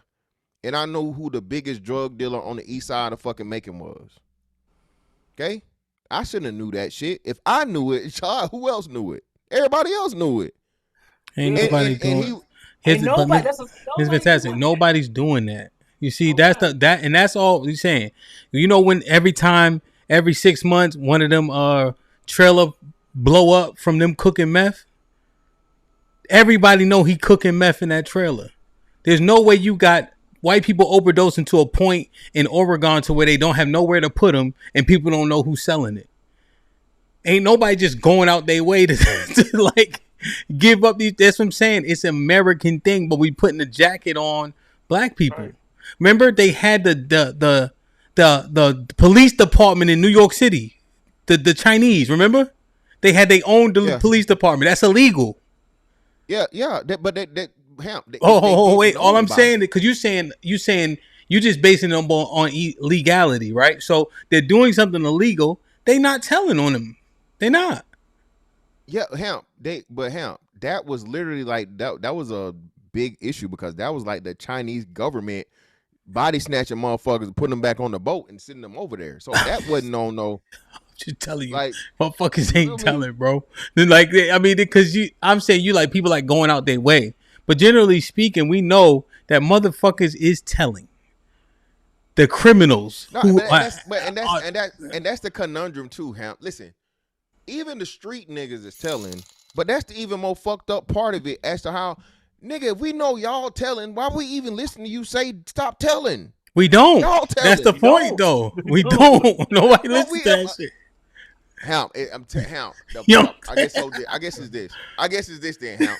I guess it's niggas pump faking, and this is an even bigger problem. Yeah. Niggas trying to pump fake like they bout the street life, and this goes back to my original cosplay. And that's what I'm saying. But what's the detriment of that, HAMP? So we all, the vast majority, 90+%, clearly, law-abiding citizens, people that do the right thing or try to do the right thing. Right? Yes. We agree. Yeah. Yes. So how is it that aspect of it, less than 5%, has infiltrated so much of the 90 to where we find ourselves repeating the shit that you supposed to be restricted to the street shit? Because it's that's popular. What I'm saying. Because it's popular. And that's why I say, so I've never seen the fucking Asians try to be like the Yakuza.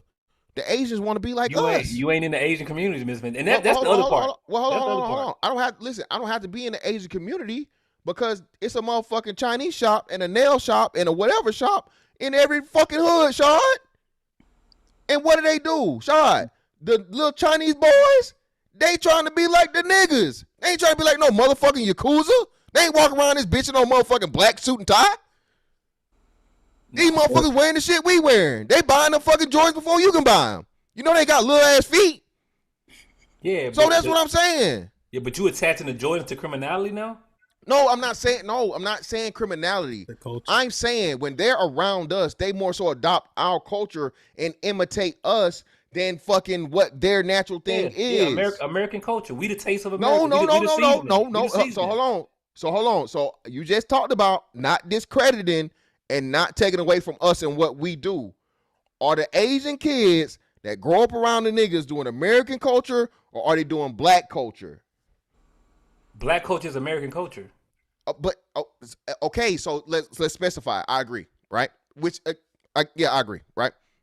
So what I'm saying is the specific brand of American culture they choose is usually us. That's what I'm saying. Yeah, everybody does that. That's because, though, they can't attach themselves to the Yakuza. The nail shops, that's run by Vietnamese, and the beauty stores are run by Koreans. The Yakuza's Japanese. And in Asian culture, they're very divulgent cultures, right? The Vietnamese is closer to Laos, Cambodian, and Filipino culture, if by virtue of geographic proximity alone. Yeah. But and that would be closer and more influenced by Chinese, which would be triad, but even then they can't really claim that. But the Yakuza culture is so far different. I agree. But so shout to Aaron, right? Because again, Yakuza is Japanese. Yeah, that's Chinese triad is Chinese, right? And like you said, and that's and there are a myriad of different Asians. All Asians aren't the same. Even though you have all right. So let's because I don't want to get caught here. So basically, the the point, right? So I know Cambodians. Where I'm from, we got a decent amount of Cambodians. Hmong are like a similar to Cambodians. Right. They're a little bit darker skinned. You'll find that they'll have blood and Crip gangs that are Hmong or Cambodian. An example of that is like Gran Torino, just for people to have context. So if you watch the movie Gran Torino with Clint Eastwood, those people are Hmong people, and they seem to like try to mimic the gang culture. So they would be more likely to assimilate to things that we are more prominent in. Let's put it like that. That's my point. Mm-hmm. Yeah. So, but Mr. Fantastic, they had their behaviors are their behaviors, right? They mimic whatever, but that's their behaviors. We don't have to own their behaviors, right? Their behaviors. No. I'm not. Okay. Yeah, I agree. I'm not saying. And for the most part, they don't even get into like it's the fun shit. They don't get into the real shit. They just do the fun shit. Like I said, they wear Jordans and they listen to rap music for the most part. Ain't no fucking Asians. You can't do it. You know, you not finna motherfucker move nothing around in the hood for real. You feel me? Yeah. So I understand that aspect of it. I'm just saying that all those things with in the trailer parks too, right? The trailer parks are the trailer parks. The problem is this, right? What I know for sure, and I've seen this because of the proximity of the most fucking whitest white man system of all systems. I've seen motherfucking white dudes at work call other white dudes white trash, trailer park trash, and you're a piece of shit, and you're this and that, and all these other things, and so on and so forth. And, you know, I would never, ever, and all this different things. It's a delineation and a complete and total separation, right? Of course, not all, but for the most part, they don't fuck with the criminal aspect and even the poor aspect, huh? They don't even fuck with the poor aspect of the shit. The realest place to go in the hood is where? Black people don't need it. No, that's a lie, Sean. We gotta be honest, fam. I'm in Atlanta, bro, and like this is literally like what I'm talking about. Atlanta's the model for this. They talk about the gap between the poor blacks and rich blacks in this city. I'm one of the places they writing articles about it now. That's why I said I don't know where y'all get your information from. I think I just said being in YouTube is so easy. Mr. Fantastic, I don't even get mad at you no more, bro. You know I get mad at all the people that support these platforms that don't hold y'all accountable to make sure our information is accurate and it's fair, bro. I'm gonna keep repeating this, right? Y'all are the new media. So here's what you're doing. You're either a facilitator of black people getting to where they are, or you a barrier. So for every video that you put up that creates dissension, that creates argument, that creates war, I just want to know how many videos are you gonna put up that show black people in a positive light, because it's happening. It's happening. I understand you saying, here's what's most important. Our families are in chaos. I need to fix this. I'm with you, right? Fix those things. But I'm also saying, bro, there are good things happening in black culture, but for some reason, black people can't find that. I did a test yesterday, man. I started watching documentaries on history. Literally, my algorithm changed in 2 days. I don't have no more the dick and pussy no more. It's all documentaries about black history, because I just want to see how easy is it to change the information that I'm looking at. And I think that's the most disappointing part to me, watching black people use the same tactics of propaganda as if black people aren't interested in things that are positive about us. People seem to think all we care about is chaos. That's not the truth, bro. It's not. Well, and again, I think that you're personalizing it, right? And you're making the your personal experience that amongst the masses. Again, Shad, if that was the case, the algorithm of big booty bitches and fucking where my scamming ass niggas at wouldn't exist. No, I'm not saying that. Hold on. So what's the bigger algorithm, Shad? What algorithm gets more traffic? What you just said. All right then. So what you're saying is, right, and you exist, but you're the minority. That's the whole point I'm trying to make. Of course there are black intellectuals. Of course there are black people that are wholesome and care about history and do the right thing. We know that. But what I'm saying, Shad, and I think this comes to my bigger point as to where the bleed over, as to where even, and again, I'm not saying there should be no fun and niggas just need to be serious and documentaries and whatever. I'm not saying that either. What I'm saying is there's way too much discourse about the impact of how Young Miami's song is cool for adults, but you shouldn't have fucking a video with 100 kids singing along to that song, and niggas talking about how it's not that serious.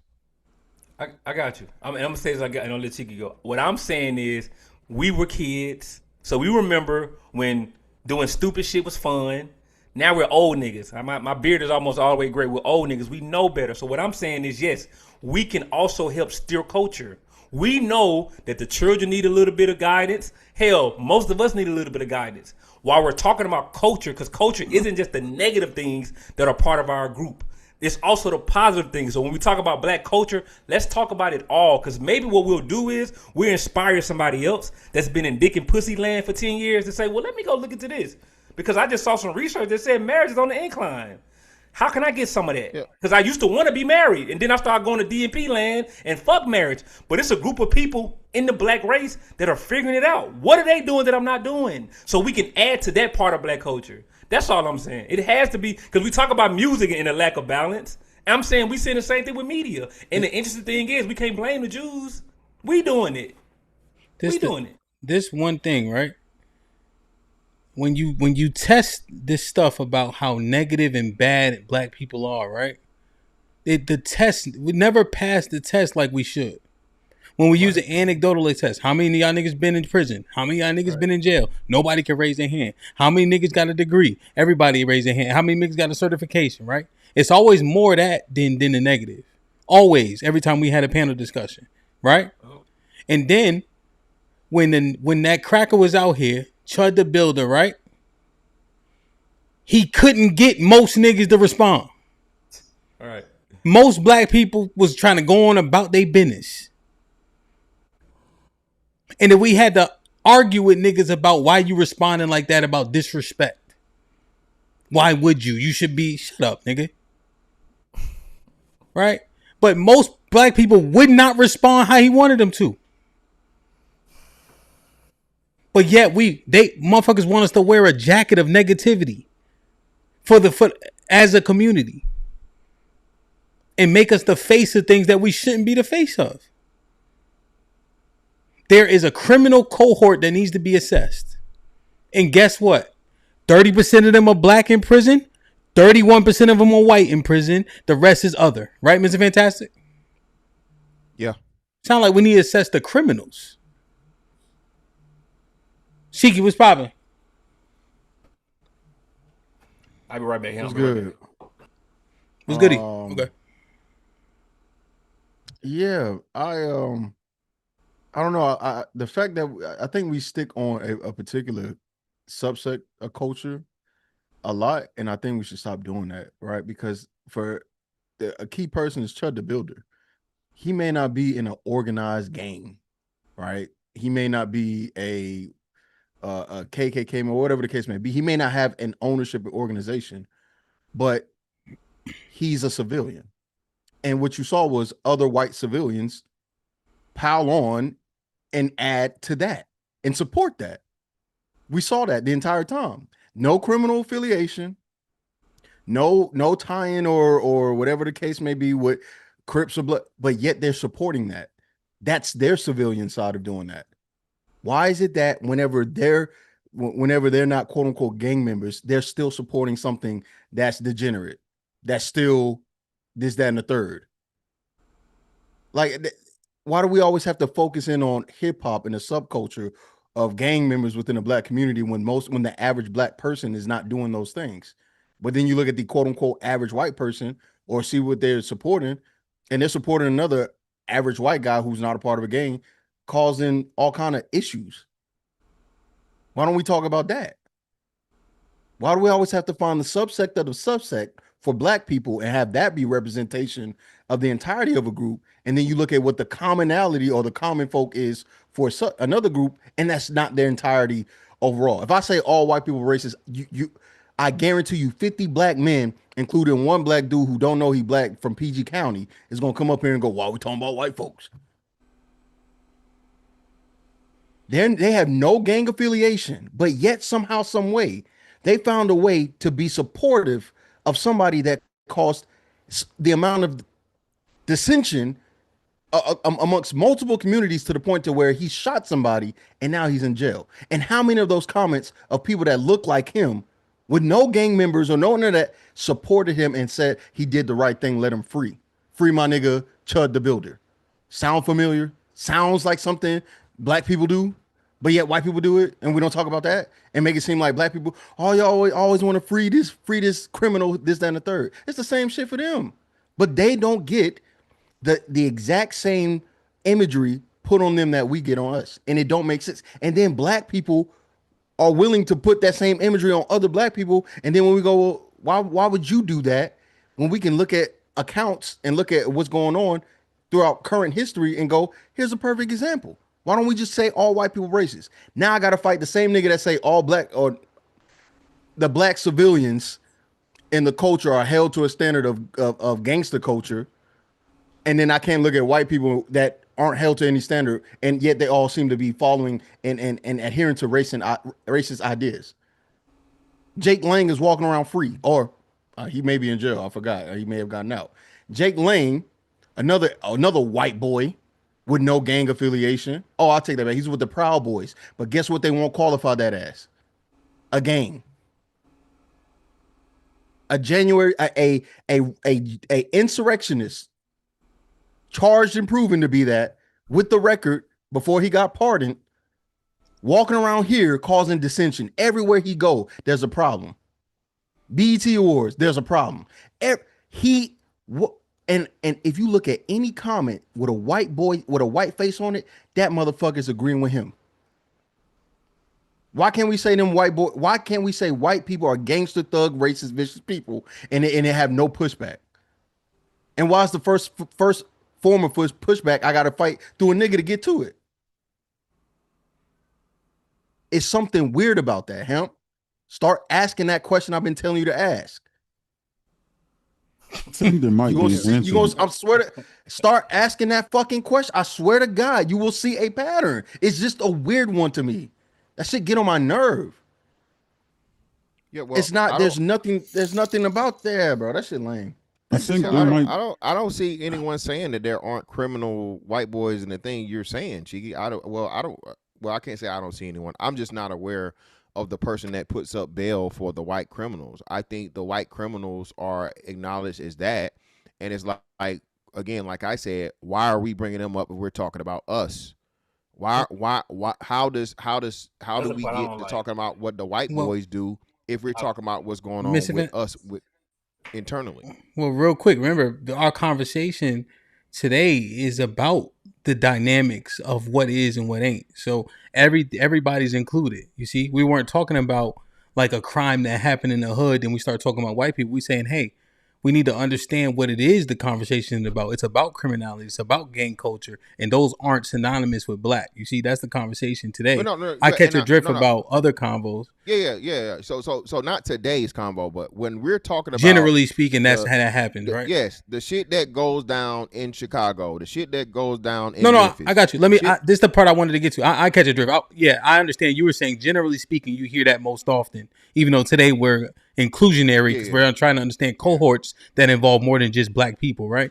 Now, here's the one thing that I need you to reconcile. They literally sticking up for criminals. Literally. Like, that's why like the Chud, the other dude he just named are important to name, right? Because they're literally funding money. They're literally sending them money after they did criminal acts. They're literally sticking up for them, trying to get them out of jail, try to get them exonerated or case. They're literally doing it. Like we see it. They're doing it for criminals. So I think there's an answer to the question. I'm not supporting it one way or another. I'm just providing a reason. I think the people that you're identifying as supportive of these criminals, I think they support them because they have some sort of political affiliation or political congruence with these criminals. Think about Chud the Builder. Right, he's emboldening a sector of the white community that, let's face it, are racist. So they would support him because of the racist ideology. And with the Proud Boy individual, right? Again, that's political. But in the black community, are these criminals in the black community, the crimes that they're committing, are they politically driven or can they be politically connected? Because in the white community, I don't see them supporting or saying that they should free, let's say, for example, active shooter criminals. But there's very rarely political affiliation with somebody who just goes and opens fire in a movie theater. Wait, you don't think they... Aaron, you don't, not that it can be readily identified. Not when you shoot up a movie theater, unless you target a movie theater in a specific community. Then yeah. You don't think they have support? The guy, did you see the stuff like for the Buffalo shooter? Yeah, no. Most I should say most active shooters. Okay, because they have cult followings, you know. But I guess maybe you're saying it's a niche thing, or yes. Okay, so we don't that right there. But if that is the case, the same could be said for black people. On average, in mass, most black criminals that we know to be criminals we're not promoting that or giving them this ultimate support. The only person we can think of maybe that happened for is OJ. Right. Who else after that? Right. Because exactly. There's a political narrative behind it. That's why. No, we can go list. We can go down a list, bro. Come on, Cheeky, stop it. Again, anything. Okay, go ahead. Go down the list. So you got Pooh Shiesty. Let's go back. And what are people saying that? The majority of what are they saying about Pooh Shiesty? They saying that he stood on business and he did the right thing and motherfucking trying to strong arm his weight. Black people. Call your mama. Ask if she know who Pooh Shiesty is. Again, why? Again, shot. It makes because it's niche. It's niche, Miss Fantastic. It's again. That's the point. The same thing Aaron just said. The thing that Aaron just said. Go ahead. I understand it. So the question is, how niche is it? Is when you, and this is what I think you guys don't see and you don't look at. And I'm not saying this that it's a comprehension issue, Shad. I'm not challenging comprehension, intelligence, any of these things. I'm just saying point of view and analyzing it, right? Analytically, right? Everybody has a different way of doing things. Just like we had a conversation on Friday.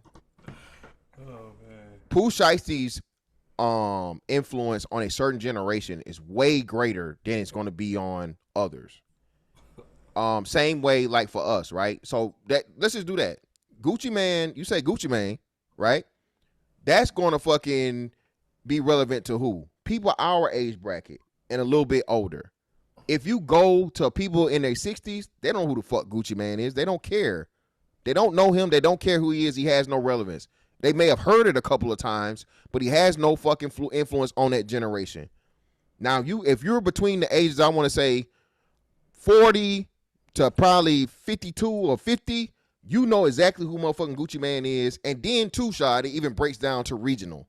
Gucci Man means a whole lot more to a motherfucker in Georgia, Florida, Alabama, Mississippi than a nigga in New York or Cali, right?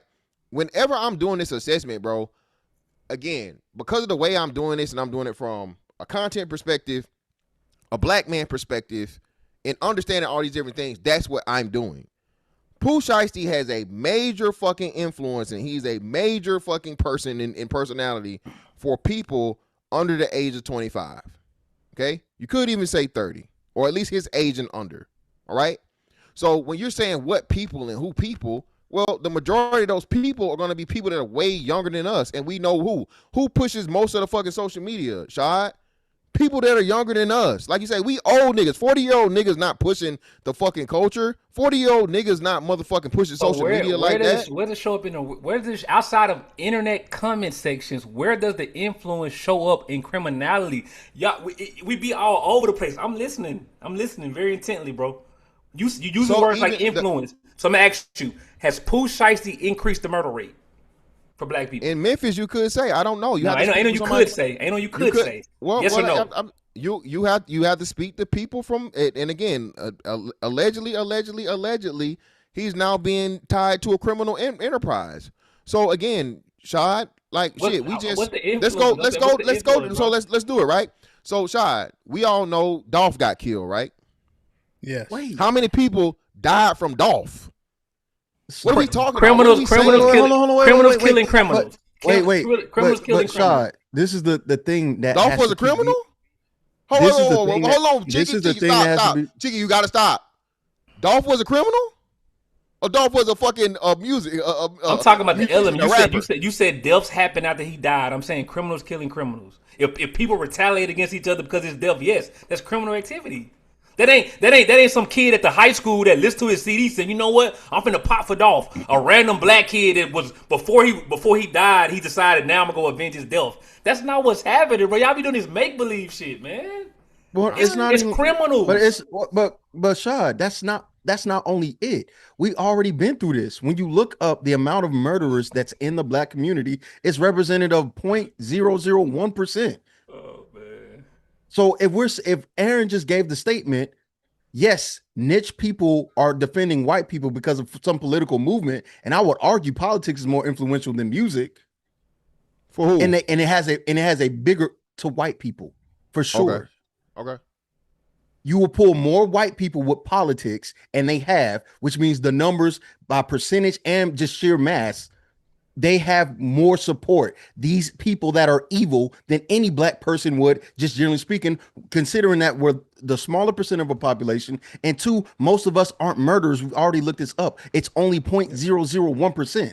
So by that logic in and of itself, there is no influence to be had because that percentage of murderers hasn't jumped or increased by the amount of monthly listeners. Dolph had 1 point how many ever million monthly listeners. You know whose murder rate didn't jump by 1.3 million? Black people's.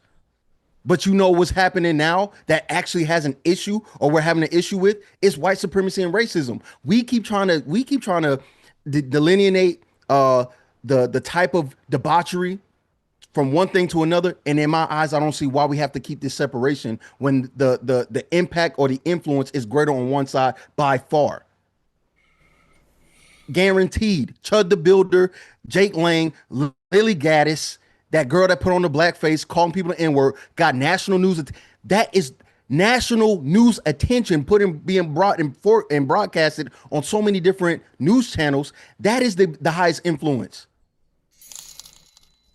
Their names is much bigger than fucking Pooh Shiesty.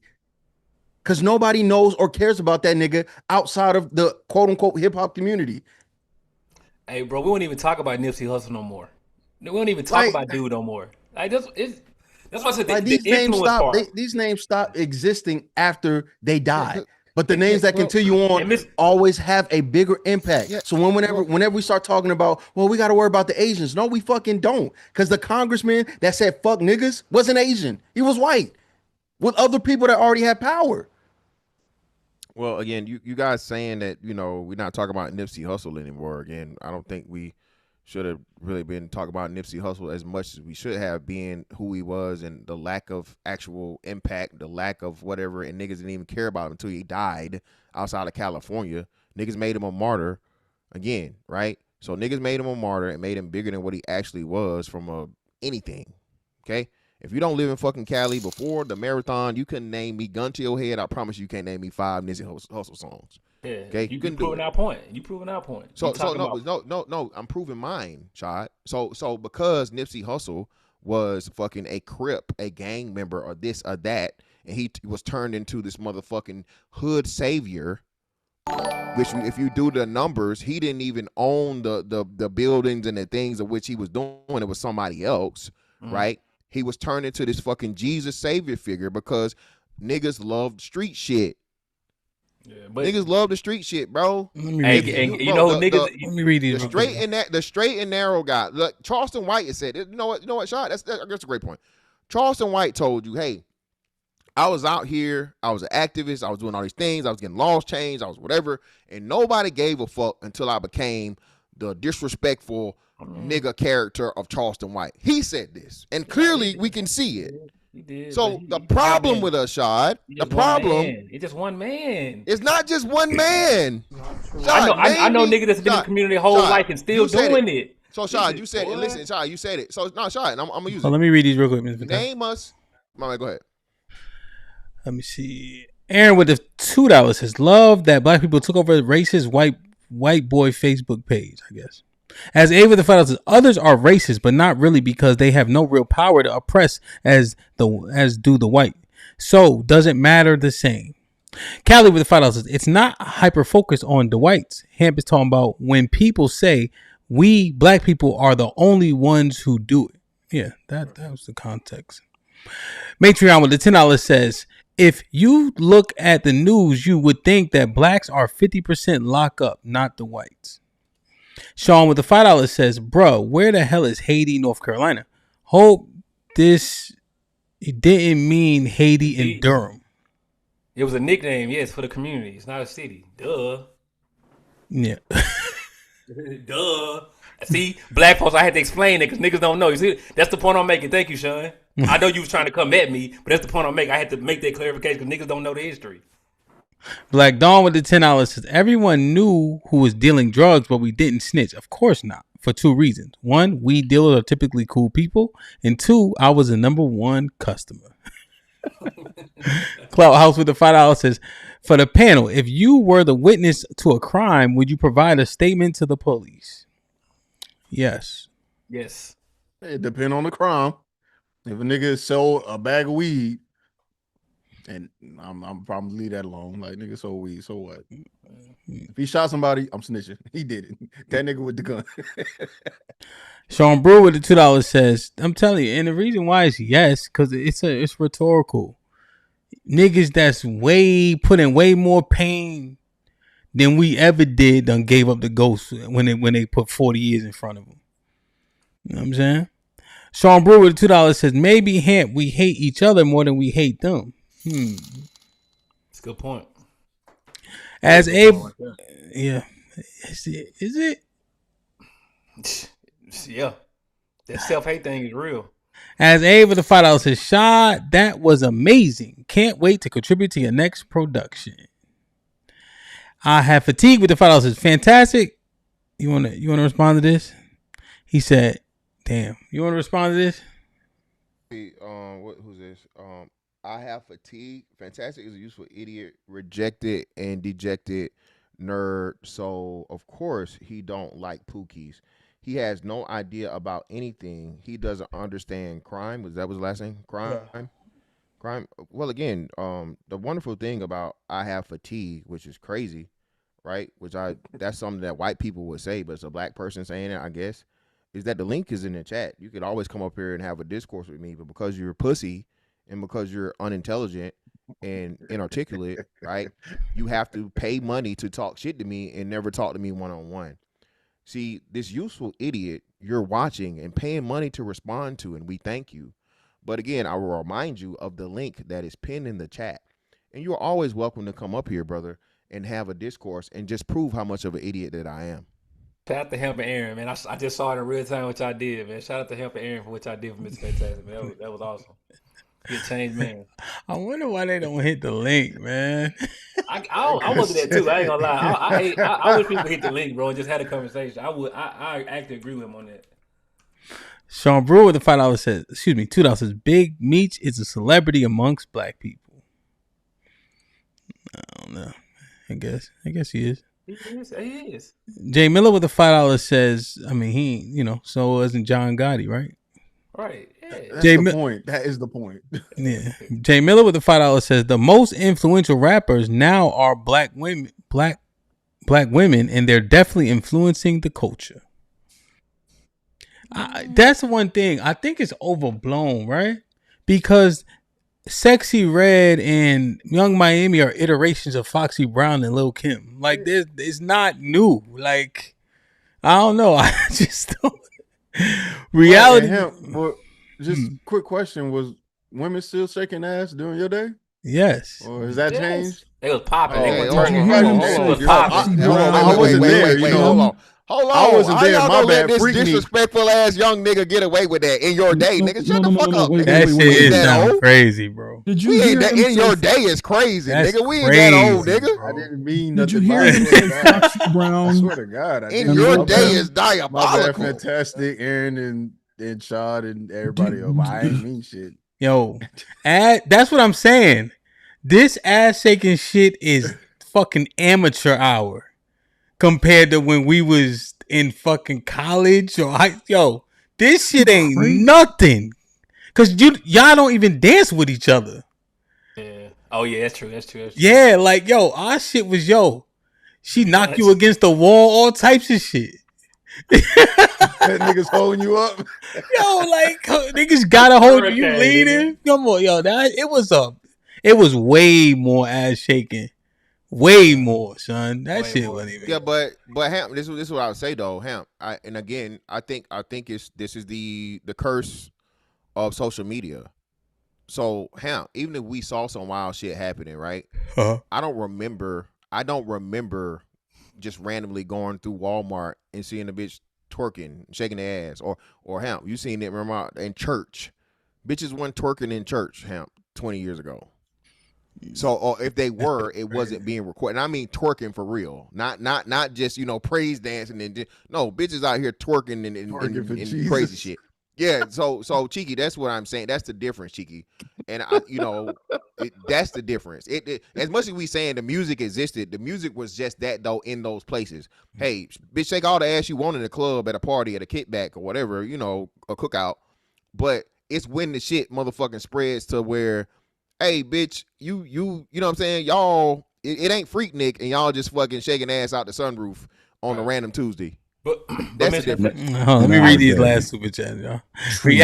Reality with the fight out. It's crazy how someone can claim being from the community, but at the same time sound like an ignorant person who is on the outside looking in.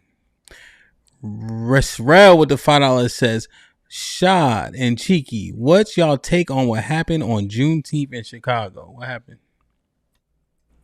You have to explain it. What happened in Chicago? I would assume people got shot. Yeah, niggas died. I think it was 40 some people got shot. And 8 people died. Hey, ask them what's my take. What happened in Atlanta on July 4th. On July 4th? What happened? None. That's the point I'm making. Like, see, this is what I say. Like, this like the dog whistle shit. So now Chicago, right? Because it's a city that has an issue in crime. It's the dog whistle. Because I'm saying no. I'm not saying it's not an issue. I'm saying it just shows. Like I said, like. Us, it's black. Is it a dog whistle? Here's what I'm saying. Here's what I'm saying. The dog whistle. Here's what I'm saying. The dog whistle. I'm gonna tell you why the dog whistle, because it's not just pointing at a city that's struggling with crime. It's pointing at the criminality of black people. But because y'all, like I said, you do the history. This ain't new. These tactics not new. Chicago. That's what I said. What happened in Atlanta this weekend? What happened in where you from this weekend? What happened in Houston, Texas when you were there for 3 days? That's what I'm saying. It's a dog whistle because they find a place. They find a place to burden black people. Now we all gotta suffer as black people because Chicago is struggling with crime. And I actually addressed that before we got up here. That's the point that I made. But the issue and problem with that is there isn't the white counterbalance of where every fucking federal holiday is white people shooting people up. Yes, there is, bro. Let me finish, Cheeky. Go ahead, fantastic. You're right. My bad. To where every fucking federal holiday. Let me finish. Damn, let me read these last super chats. Oh, I know. My bad. That's my fault. How you say? Level up the DJ was popping with the $5 says, how did PG County catch a stray, Cheeky? What's that about Cheeky? Black dude. You know who I'm talking about. Oh. I can't remember his name. Pure Lafitte with the $5 says, is more about influence elevates mentality as spirit versus the action. Sean with the $2 says, nah, no duh. I'm from Durham, NC fam. No nickname. All right, go ahead. What are you saying, Sean? You got one more. Well, I think. Well, you got one more. Sean with the $2 says, Raleigh, we had teen takeover on the 4th. Yeah. Okay. Beating the shit out of them police. Nah, and it's going viral. I think, and that's fantastic. That's why I say I agree with you about the short attention span, because no one up here is saying that there are places in our house as black people that we got to clean up. What I keep saying is, again, because if you look at what happens historically, stop placing unnecessary burdens on black people to hold the weight for these hot spots of things happening in America, because it's not what most black people are doing. That's why I said, so Chicago is a dog whistle. Because I used to go to Chicago once a year. It's my favorite city. And I ain't never heard a gunshot. It's a small, concentrated area in Chicago where crime happens. But most of Chicago, you can walk around that motherfucker and enjoy your life. Hemp was down there a couple months ago. Hemp, how many gunshots? Oh, he gone. How many gunshots did Chica, was you in Chicago? Yeah. How many gunshots did y'all hear while y'all was down there? None. That's what I'm saying, bro. So it's like it's these concentrated areas that get used to paint a picture of black people, and not those neighborhoods in Chicago where those impoverished neighborhoods, dense neighborhoods in Chicago. And like I said, I addressed that before you guys got up here. But you still can't call it a dog whistle if it's something that's actually happening. It's something that's actually happening, right? And I agree with you as to where, for whatever reason, the national media chooses to report it nationally. Okay, this shit that goes on in Jacksonville all the time. I'm pretty sure this shit that goes on in Atlanta all the time. Nigga get shot. I know niggas get shot in Atlanta often, right?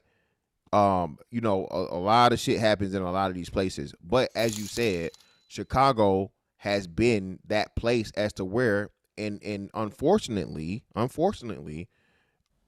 every fucking summer holiday, niggas go on a shooting and killing spree.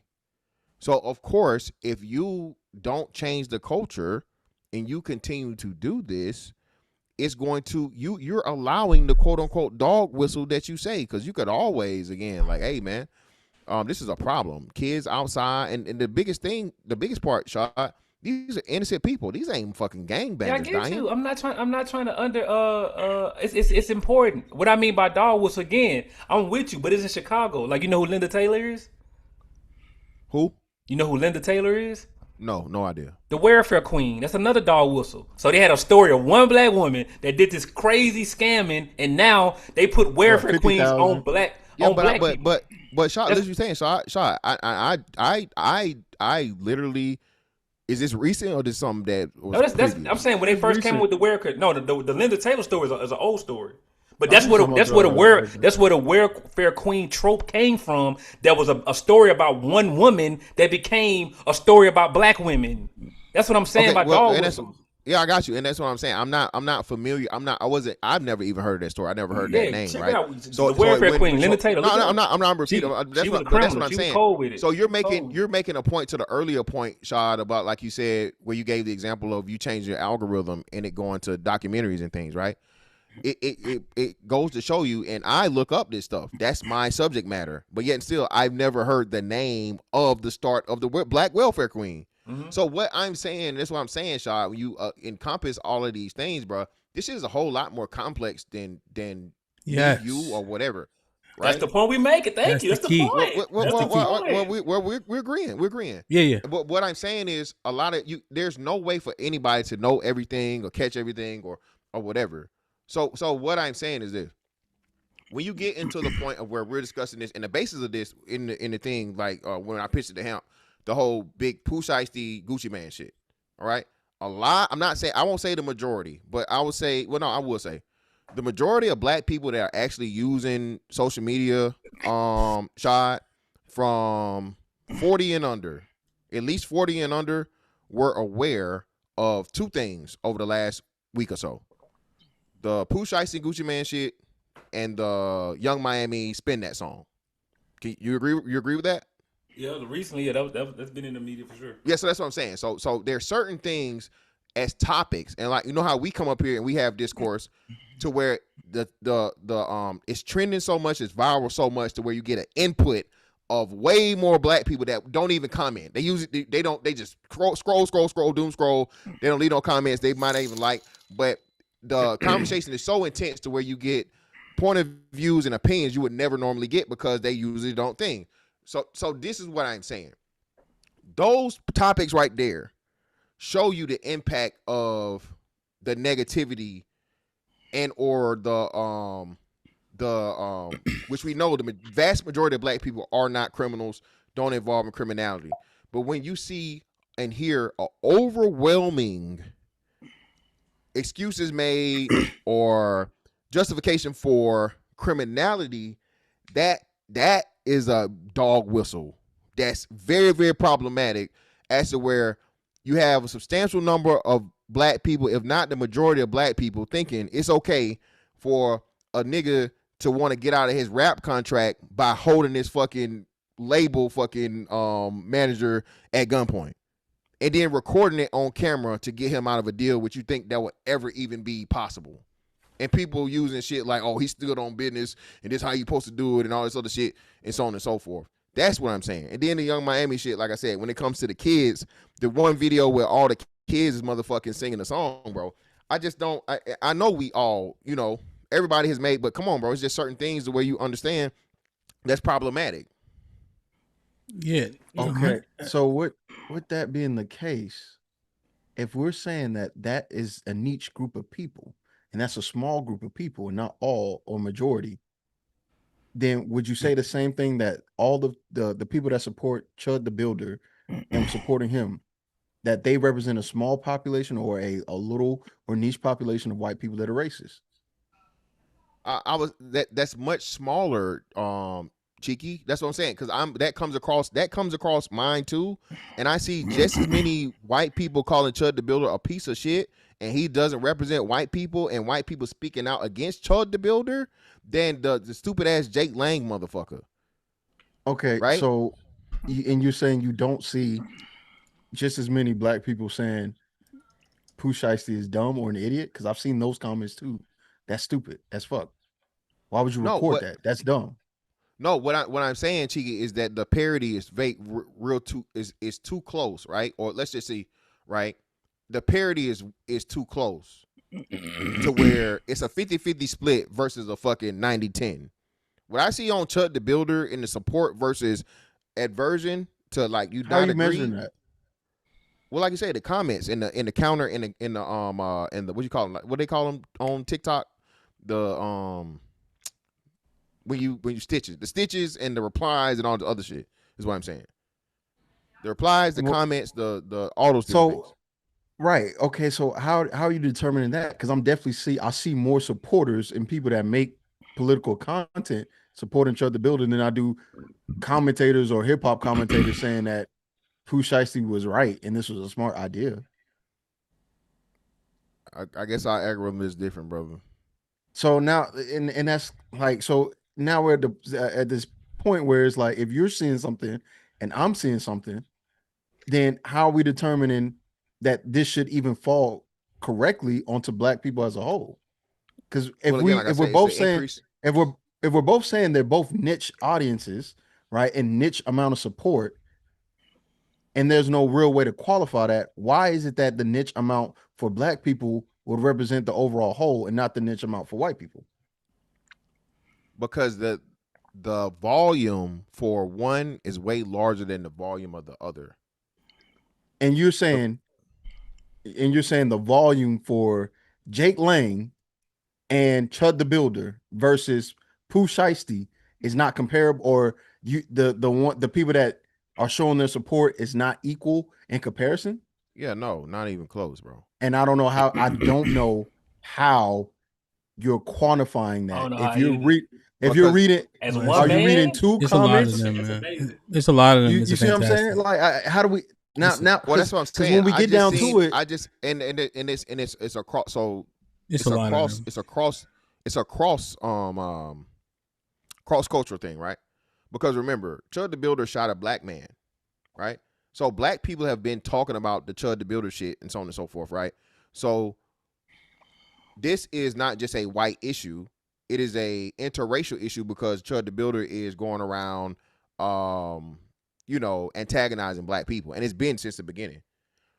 Even before he got locked up, before he shot the dude, you had a lot of fucking white people saying, hey, man, this dude's a piece of shit. He doesn't represent white people because of the implications, like you said, Cheeky, that became far more serious from a political standpoint and interaction of just race relations and people being afraid of, a civil war or some shit, right? Or race war.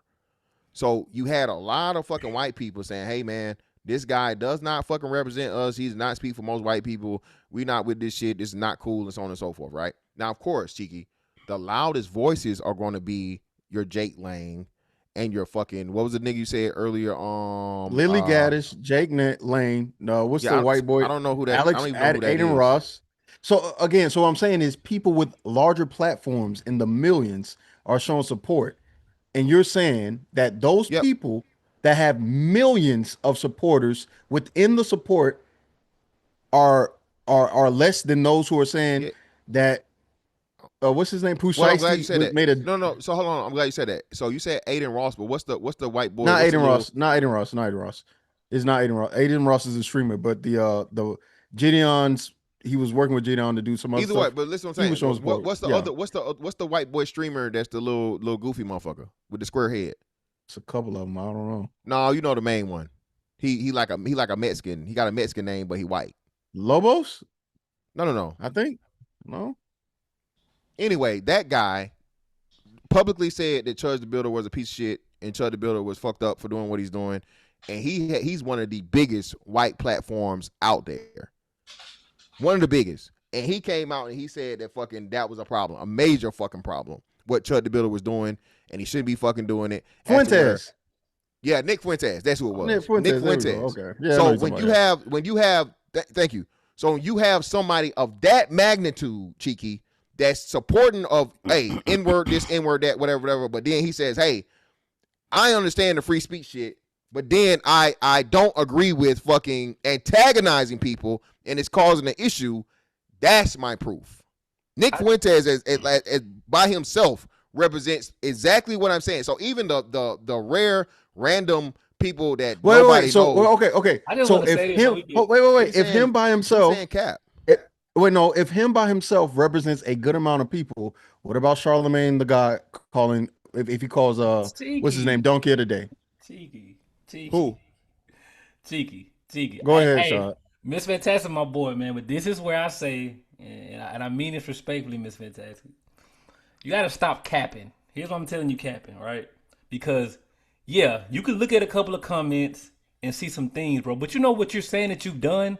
That's actually a form of research where I think the word is coagulate the data. So you take all these different data points, these different texts, and you create queries and keywords to try to get closer to what you're saying. But there's no way you pull that off by yourself in that short amount of time to really get a fair and accurate assessment of what's to do the more. Who's picking sides more? The people that's picking to the builder side, the white people, or the black people that's supporting Pooh Shiesty, bro. There's no way you have enough time. I would love to know I would love to know your methodology for coming up with this determination. Let's do it right now. You got to tell me. Well, okay, so again, Shad, just like you said, and I admitted earlier on, there's no way for me to encompass any and every comment. That's not possible. So right. So why you saying that? Well, hold on. Because this is a show, and I have an opinion, just like you have an opinion. Yeah, but you're not stating an opinion. You're stating a fact, bro. Hold on. You're still fighting for your opinion, Shad, and you haven't done the same thing. You guys are you not claiming that Chud the Builder has a majority or a substantial amount of white people that are fucking what's name? I'm countering it. I have my argument because you have. Hold on. I have my argument because you and Cheeky have your argument. So this is what we're saying. I know. Did you do the same thing? You asked me, did I do? Of course not, right? I think what I'm saying is in general, because I see this just in society with tribalism. It's comparable, right? The people that are into rap music are having conversations about Pooh Shiesty. Either whether they are support or not, I'm not sure. Same thing for Chud the Builder. Aaron kind of pointed to a political connection.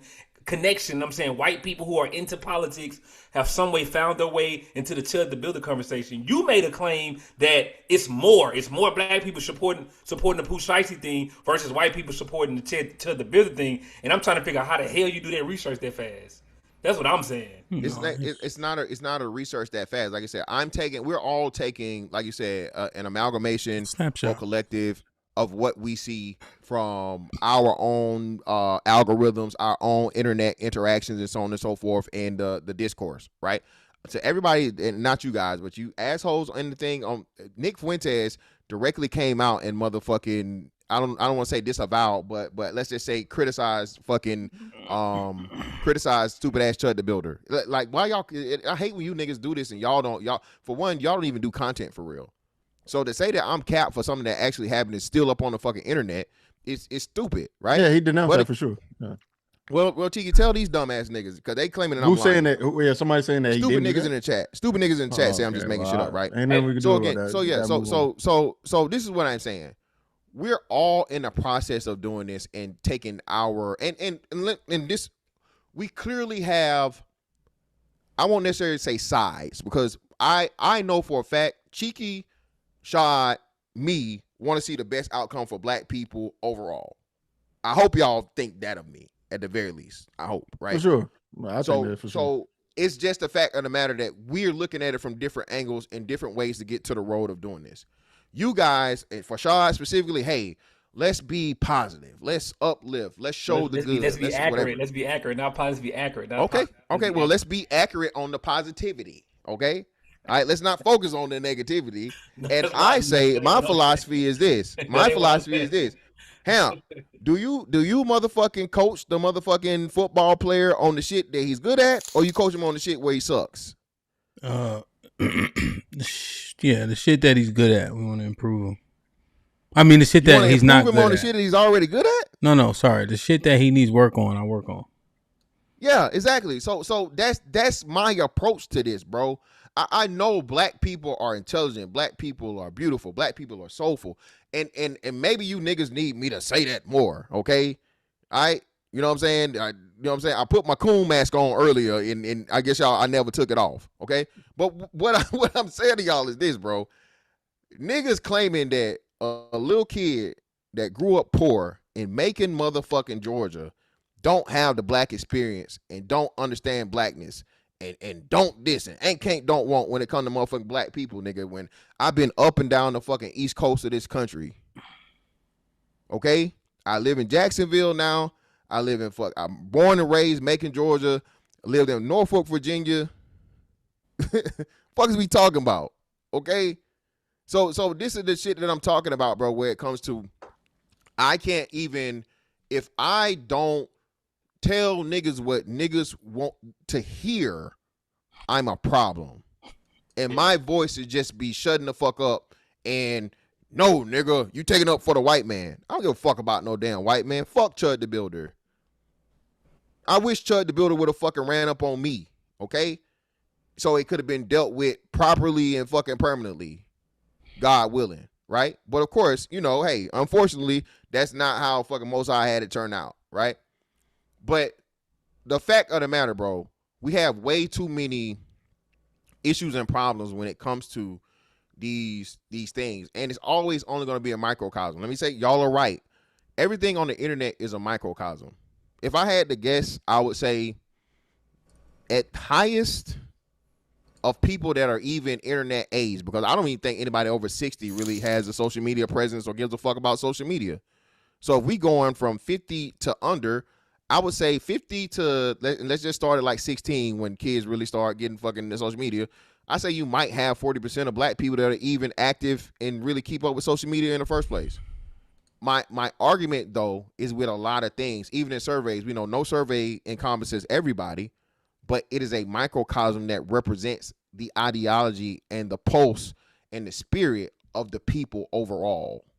I what agree. I'm saying. Let me say this to you, Miss Fantastic. There's no disagreement there, but the thing that we're trying to identify is the quantitative pool, right? So if you look it up, DJ Academics has covered this Pooh Shiesty situation and has disavowed his actions. That's a big name. Charlemagne the God has done the same. Queen's Flip has done the same. There are people with big names and big representation as well as influence, similar to Nick Fuentes. I'm making a one-to-one comparison that disavowed his behavior. Hey man, I'm gonna say this. Ain't nobody sent me no money for y'all to be dropping all these names. I'm trying to drop some names. Okay, well then, hey, I said the squarehead nigga, because whatever. All right, whatever. I just caught it. Y'all was promoting squarehead white boy. No, you should let me go, Cheeky. Y'all was promoting them crackers for the past 15 minutes. Y'all lucky I was distracted. I want to respond to what Miss Fantastic he thinks my. Well, hold on, wait. Before that, but I'm trying to get him to acknowledge that there are names in the black hip hop community space that disavowed the behavior. Are we now exonerated from that being all black culture and that's just what black people think? Now that we have multiple names? No, I agree. But you have to show me the equal, right? Because Jake Lang is a right wing extremist racist motherfucker. Mm-hmm. You agree, Cheeky? Jake Lang's his my bad. Racist ass white boy, no names. So racist ass stupid white boy that just got whooped at the BET Awards, right? I think I'm gonna talk about his impact and his his subscriber base or his following is nowhere near close to the squarehead white boy. Nowhere close. Now, academics is a great point. And what I would say, though, Cheeky, is you have actual rappers that are in the rap industry that are standing on the side of Pooh Shiesty. Right? So when you have a rapper that we know is going to be bigger than, the fat nigga, that's on stream, right? That's supporting, that's a counterbalance. And that's the problem. You have too many people that are just as influential, impactful, with larger people that are counterbalancing it. Out of all the people you name, there's nobody that's on the level of the squarehead white boy that's in support. You know what the real problem is, Miss Fantastic, is that niggas say history don't matter. That's the real problem. Because what you talking about that's the nuance of media. But I want to talk about the truth, right? On the 4th of July, I started my morning by watching Birth of a Nation. I didn't realize this shit was 3 hours. 3-hour movie, right? Damn. As long as we've been in this country, we've been fighting for our image. We've been fighting it. We fought the trope that we was hiding in bushes chasing white women. We fought high on cocaine and raping bitches and all that. We fought that we was ignorant and lazy. And what I'm saying is in 2026, my dog Hemp got to still create shows getting black people to accept the truth about black culture, what it is and what it ain't. I don't give a damn about them names y'all just mentioned because I'm saying I know the truth. I know that, and I want you to continue to sharpen the iron for black people. I want everybody who's interested in black people doing better to continue to have the conversations. I just want y'all to stop lying. I want y'all to stop putting jackets on black people that they don't deserve. We don't deserve the jacket of criminality. Is there a criminal element within black people? Yes, and it will always be. Well, we got to pick a side, right? Because we can't talk about music and about what's bad about it, and then we're going to bump the shit in our cars. We're going to be at a stalemate until whoever the Most High is come back. We're going to be there. So all I'm saying is the truth is these jackets that we have, we don't deserve. And it's disappointing when I see particularly somebody, you Mr. Fantastic, who I know has an interest in the information, give information that to me, when I look at history, sounds like the same people that spread misinformation and disinformation. So my purpose when I come up here with you is, hey man, like I get your intent, but I'm just not sure if the language you're using, the way you characterize it is accurate. Black people not the face of criminality. We not the only people that do these exclusive things that y'all say we do. We have issues we got to work through. But you was in Houston with us for 3 days, bro, and we kicked it for 3 days, then nothing happened. How is that not a sign to you that the majority of black people are decent people trying to figure it out? I'm saying that we can all agree, if we all can agree there, that we decent people, then I'm cool with the discussion on what needs to be better. Yeah. But it don't sound, depending on the conversation, that y'all think the majority of black people are decent people. Depending on the conversation. And this is why I say I'm gonna hit you with your own shit, brother. Go ahead. Brother, you don't have a good attention span. I literally said several times, over 90+% of black people are law-abiding, good, decent people who do the right thing or at their best try to do the right thing. I said it multiple times, brother.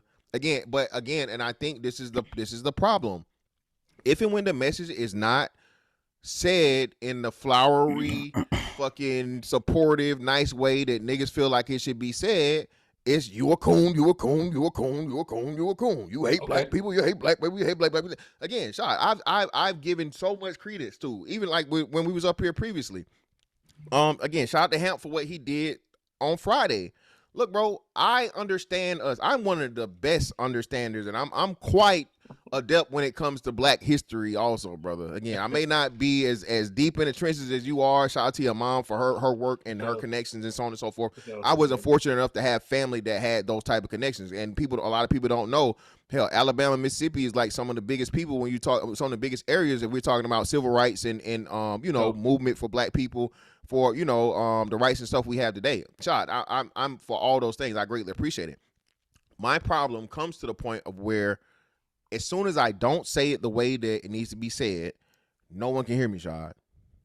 Nobody can hear me. If I'm not saying it the way that people feel like I should be saying it, all it is I hate myself, I hate black people, I'm a nerd-ass nigga that's never been black and all this other shit. And I just laugh and I go on and I keep and Shad. And you know what it does to me, Shad? It makes me stand even fucking sturdier in my stance. Right. Because those niggas that can't listen to me, Shad, and pick out anything positive and see anything other than I'm a coon, them niggas are the problem and they need to be removed. Yeah. We don't have to agree. Shad, like you say all the time. Bro, me and you done met, what, 3 times now? Two or three? Either or. And it's three, yeah. And it's always been love. It ain't been no disrespect as much as we would, no animosity, nothing. You know what I'm saying? Right. You feel me? Yeah. Me and you, Shad, represent what more black people need to be, to where we can be on the opposite sides of something, but at the end of the day, if a nigga hook off on you and I'm around, nigga, we fighting. I got you. You feel me? Yeah. But so many black people, and I said this like a week ago, black people don't know how to disagree respectfully. Most niggas feel like, oh, if you disagree with me, nigga, you the ops. You the this, you the that, you the enemy. And it's like, well, no, brother, I just don't see things the way you see it. I don't have to agree with you totally lockstep or even agree with your whole way. I can be totally against it and not have anything against you personally. Right.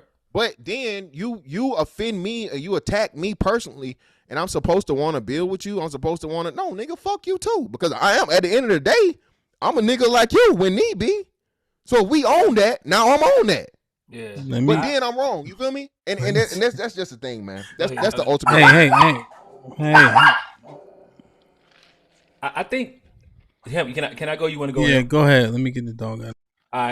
I'm with you, Miss Fantastic, because you know, nigga, I'm the residential simp, right? I'm the one that get my lashings for trying to bring some balance to the dick and pussy conversation. I get beat across the head for that. I done got called sucker and all that. I done got my name, all type of shit, right? Niggas bringing up my dad because I told the story about that. I think two things could be true, right? I think one thing is donated $19.99 through Super Chat. Great panel, great conversation. Black intellectualism matters. Miss Fantastic, I think two things can be true, right? I think as listeners, right, we do, because I get emotional in certain conversations. I do think sometimes emotional can cloud what's being said. So I'm with you there. But I'm also saying, as people that grab these microphones and get in front of a crowd, we have to be responsible for our messages. And all of us, even myself, I've learned a lot about my communication because I probably rub people the wrong way, the way I've came off in certain conversations. I'm trying to fix, and I'm saying, I'm thinking you as well. When you come in hot and you're talking about black people who already are fighting every day for their own decency in this country, it's gonna hit harder when it's somebody that look like you saying shit like, y'all niggas, y'all stupid niggas, y'all these bitches ain't got no value. It's gonna hit a different way, bro, and that'll never change. When I hear white people talk bad about black people, I be like, nigga, I read the history books, nigga. I don't get mad because I read the history. I know what the truth is about what happened in this world. We can talk about these 400 years y'all want to. We can talk about civilization in its entirety. We can do that. But when it's somebody that look like me, that I know they know my struggle, I'm like, damn, that's how you feel, bro. I ain't gonna lie, it still hurt my feelings. So I understand it. So I'm saying I think it's accountability for the listener and the person talking, man, to think about how important it is to make sure when we talk about our people, the way we talk about them, because it matters, bro. It matters way more than we realize. It's kids that's gonna come after us and gonna have to deal with the conversation that we was having before they got here. And I just want to make sure we leave them something, because the people before us left us something. They left us something to deal with. I hope we leaving them something. And there are days where it feels like we tearing it all down just for shits and giggles. That's just where I'm at with it. Yeah, I make sure I hit the like button.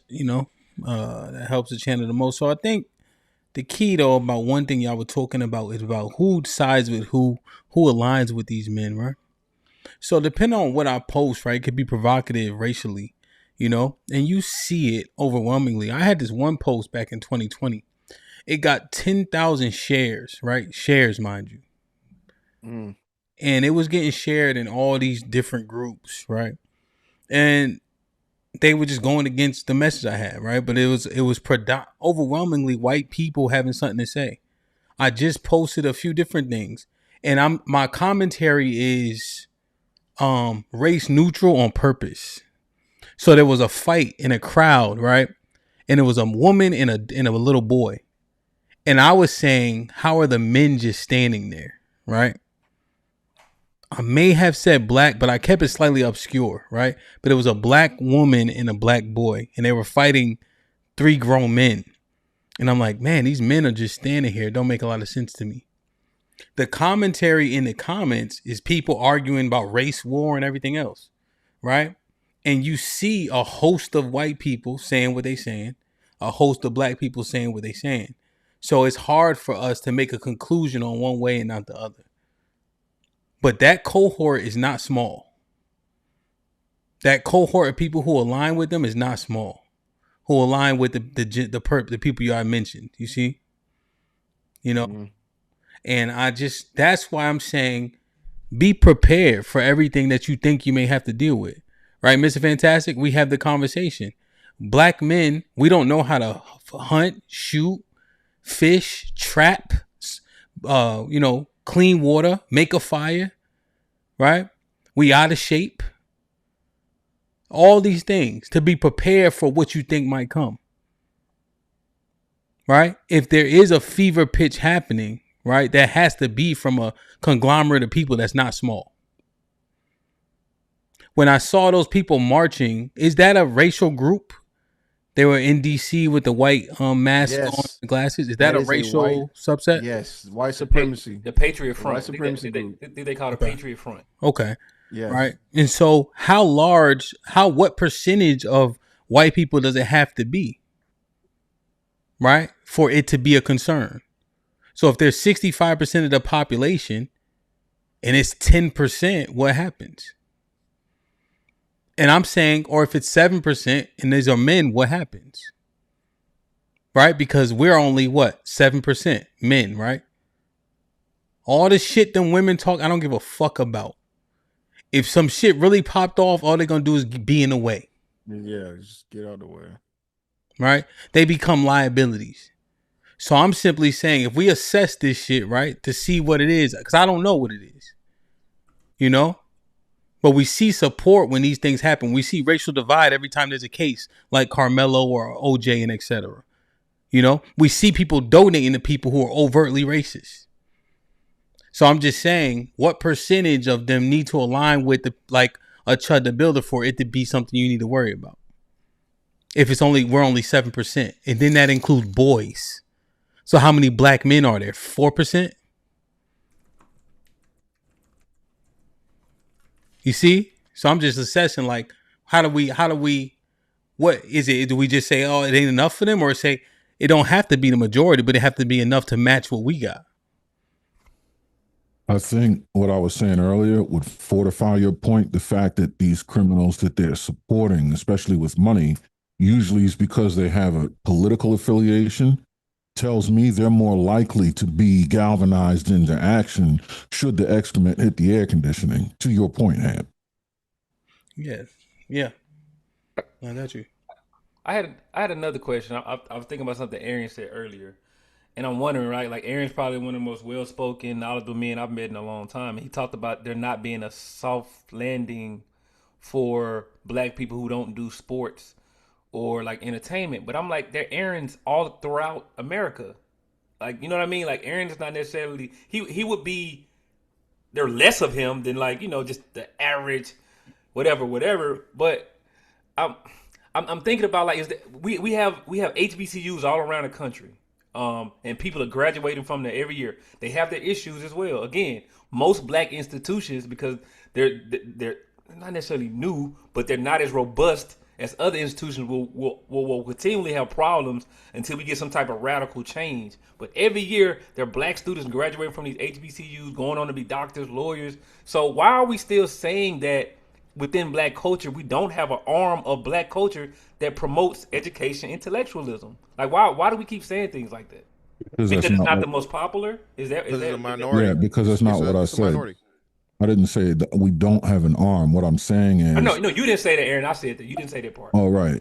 I mean, but even just to defend the point, what I'm saying is the leading aspiration in the black culture is either going to be something that has to do with entertainment, specifically sports first, then visual entertainment next, or criminality. And that there's like when you ask a kid, no matter if they're black or white, what do you want to do when you grow up? And they said an astronaut. If you close your eyes and imagine an astronaut, you're going to see a white face.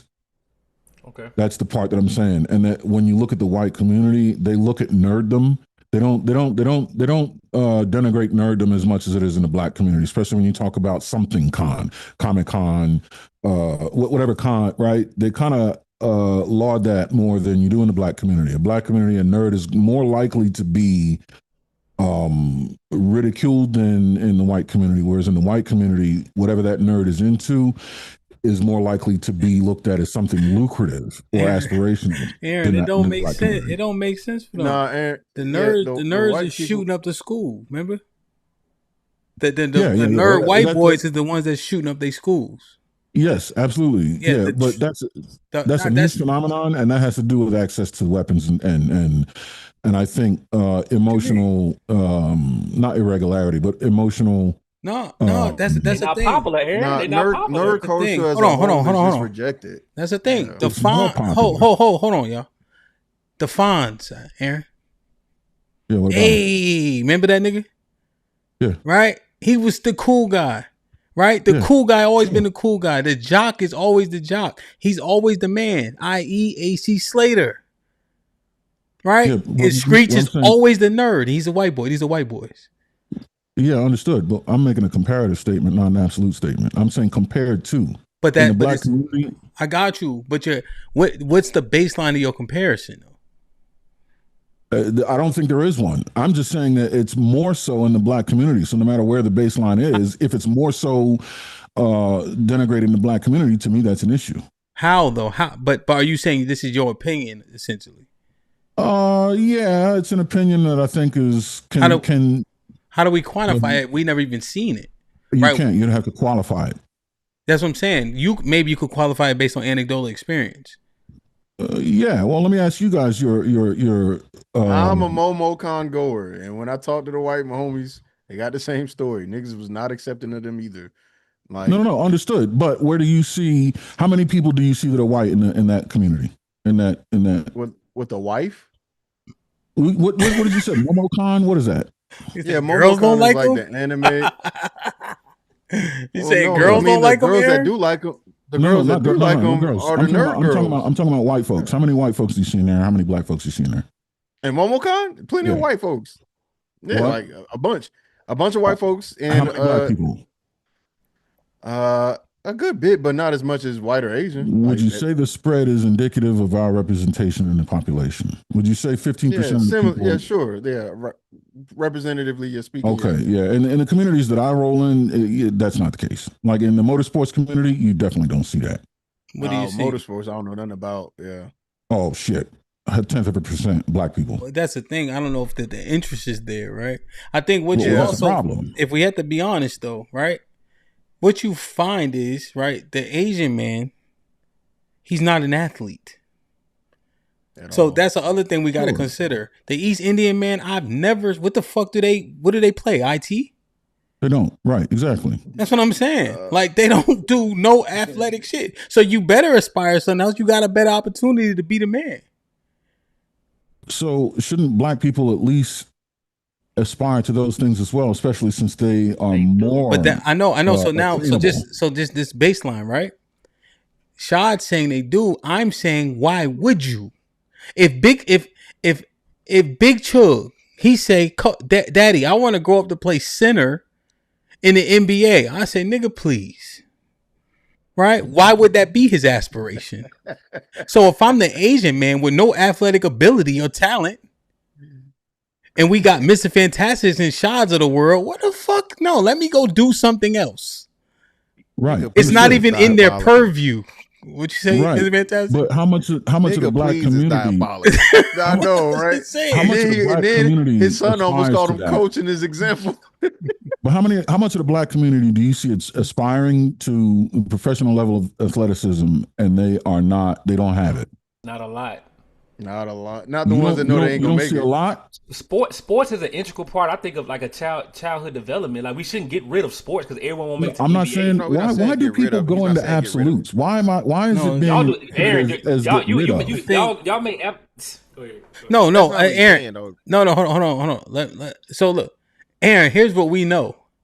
When we in high school, people start to learn very quickly that they are not that product. right? Real fast. And so that's the key point though, right? So as a kid, yeah, let the kid dream.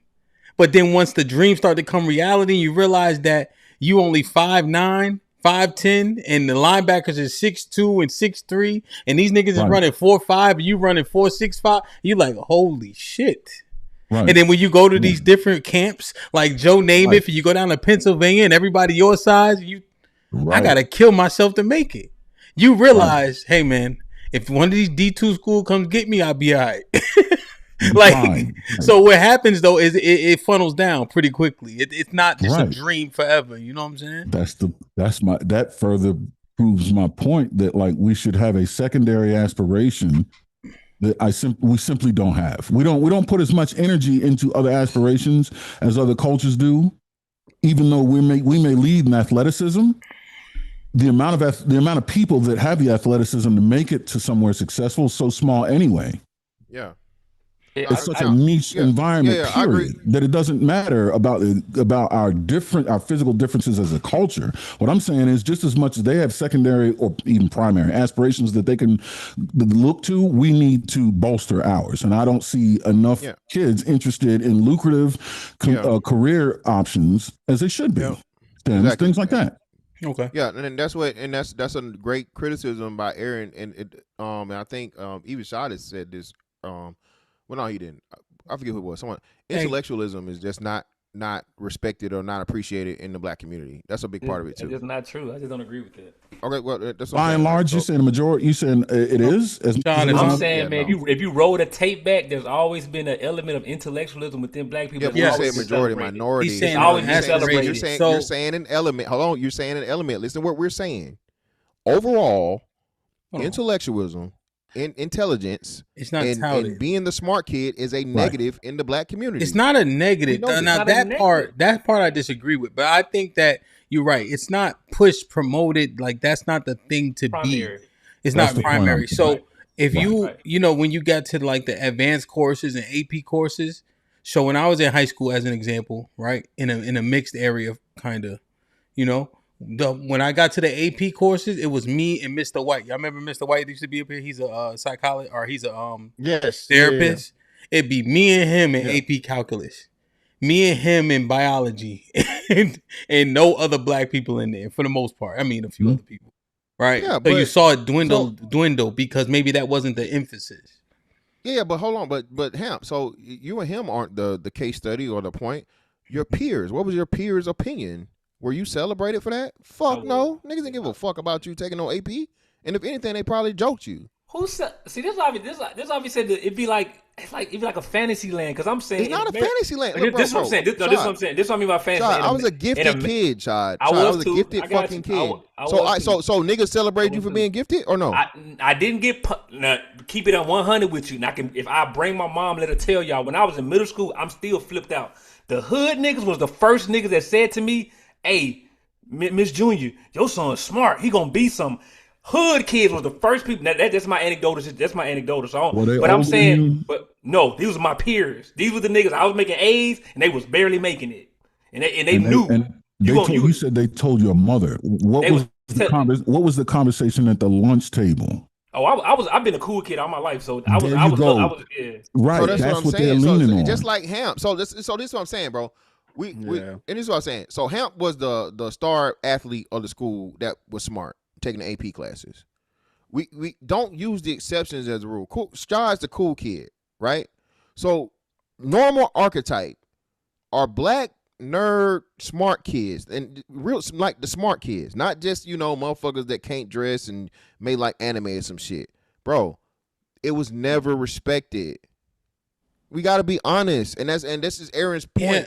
We put. I just think it's overstated. Slow it down a little bit, just so I understand. Because you're saying not respected. Okay. I can understand that. I thought you said seen as negative though. Like they why you smart, my nigga? I agree that too. Hold on. So you're saying that part too? Yes, I'm saying that too. So let me just make sure I'm clear, right? I agree with the nobody care if you was in AP class. Nobody gave a fuck. Like that didn't give you additional cachet. I agree with that. Right. I'm saying you saying like niggas is like, why you smart, my nigga? That's corny. Yes. Watch this. I never seen that part. I ain't gonna hold. Ready? Aaron, most of what you just said was, you talk white. Thank you. I said that. No.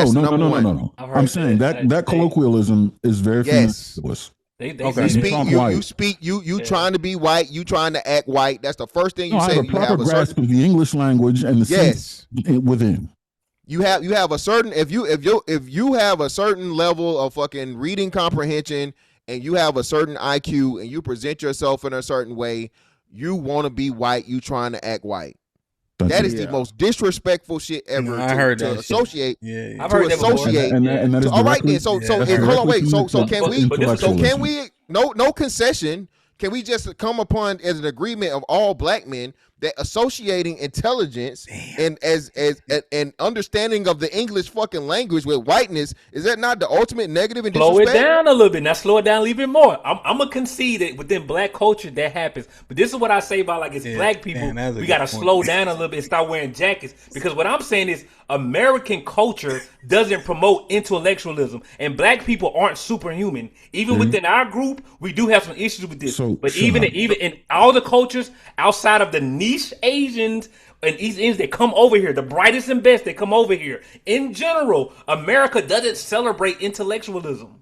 So yeah, go ahead, my bad. You're making it an absolute conversation when we're trying to make it a comparative conversation. Right. When so I'm saying when you compare to the Asians, compared to other culture, just to say that in our culture to speak properly is to say you speak white already puts a hierarchy in the cultures. Even though in American culture, that was a good point. You see what I'm saying? In American culture, what you're saying may be true, but when you compare, just the fact that we say that already puts a ladder into the picture, and those rungs is what us beneath the white. And furthermore, let me just say this, and there's another comparison, a good one. I've never heard a fucking white kid tell another white kid, "You're trying to be Asian."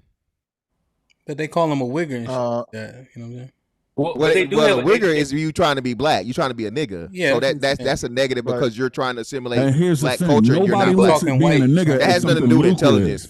That has nothing to do with intelligence, Ham. Yeah, but what's being a nigga or acting like a nigga seen as cool, but not lucrative. Cool. It's not. Yeah, it's not an intelligence. It's not an intelligence thing. It's like you say, it's culture. It's just crazy. Go ahead. Well, it's just crazy because most of the Asians I know selling pussy. You know what I'm saying? Whoa, brother. Yeah, man. They don't talk about all the spies. Hold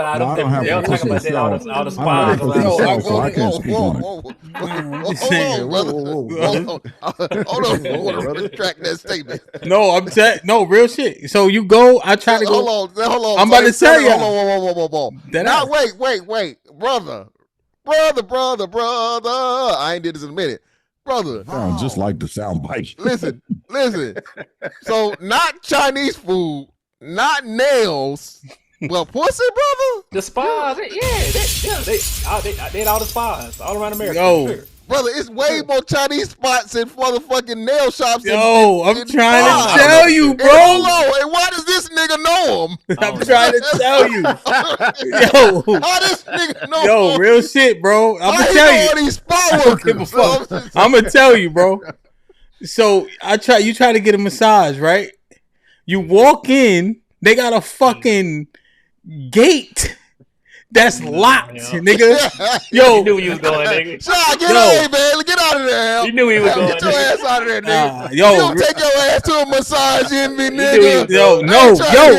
That's what I'm telling you. Yo, real shit. That's what I'm trying to tell you. You gotta go to massage envy, nigga. Massage envy on you walk to the door. You walk to the door. Word to me, son. You walk to the door. It's a chain fucking gate and a camera, and then you knock. The bitch fucking open the thing like it's like you doing a drug deal.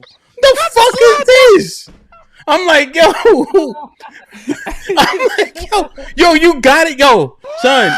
You gotta go to a massage envy, my nigga. You can't go to these. Of course, nigga. You know that. Listen, that's the thing. We don't learn that. I never knew. You learned that one time though. Yo, take this walk with me. Take this walk with me. I'm saying I never seen that before I got to Texas. when you go to get a massage, it's a person out there to say, hey, and they got the music playing, and they got a notebook of what you get, and they got books and shit, and you could bring your fucking girl. This shit like a dungeon you walking into. I'm like, what the fuck is this? Yeah, man. I'm like, Lee Mang and them niggas wilding in here. Shout out to Robert Kraft, man. Shout out to Robert Kraft, baby. This shit crazy, bro. No, who was the quarterback? Deshaun Watson. Deshaun Watson. Well, Deshaun wasn't going to the Asian. Deshaun was getting them personally delivered to the house. He like them. He like the chocolate ones.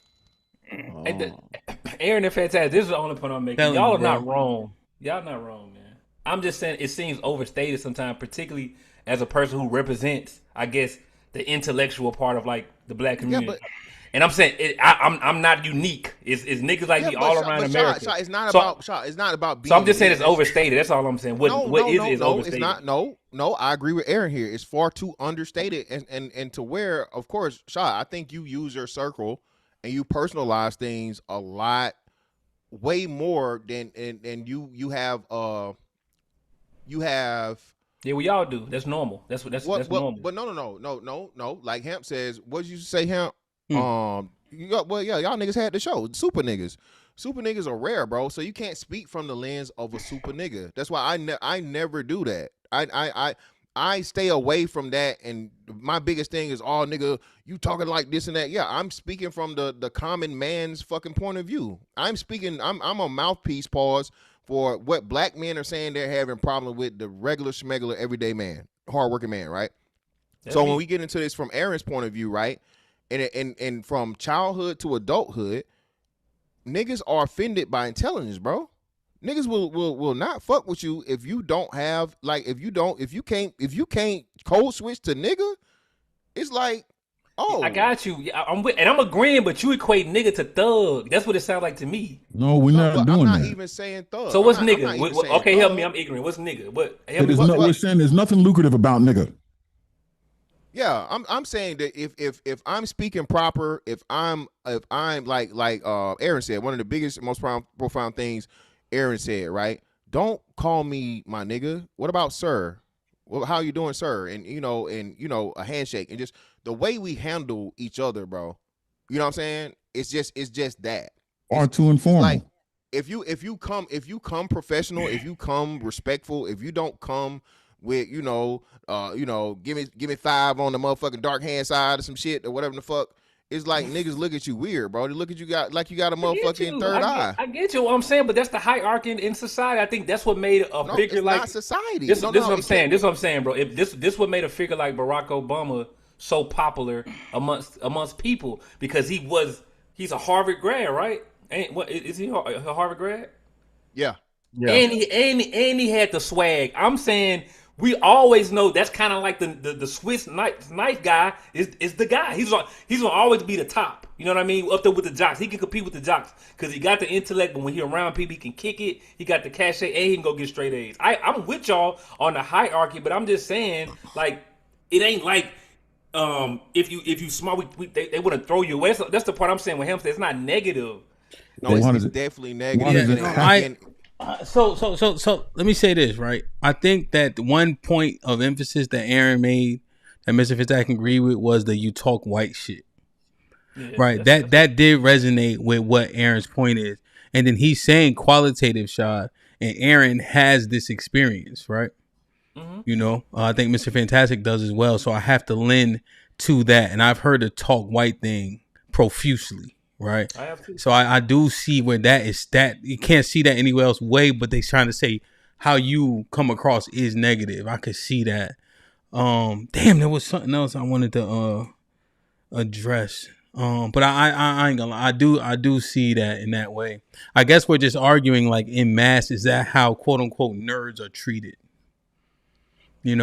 No, and Hamp, my challenge to that would be there's a maturity and acceptance beyond adulthood as to where the nerds are respected in adulthood by whites, Asians, and every other group, but with us, no. Oh, this the part. Yeah, I got you. I can see the point. This part, my bad. I don't want to forget. Now, here's where that rubber meets the road, though, right? is how much we minimize the women's degrees. See, that part is difficult to reconcile then. When we say, hey, your degree is not worth this, it's basket weaving, etc., right? No. Is that you saying that it doesn't align? Yeah, no, it doesn't align. And the reason it doesn't align is because, like I said, intellectualism is not directly correlated or equal to degrees, especially when we know the degrees are not intellectual degrees. So if I'm pointing out and I'm saying that a woman is coming to me saying, oh, I'm smart because I have a degree in fucking basket weaving, I'm like, no, sweetheart, you just have a basket weaving fucking degree. What's a basket weaving?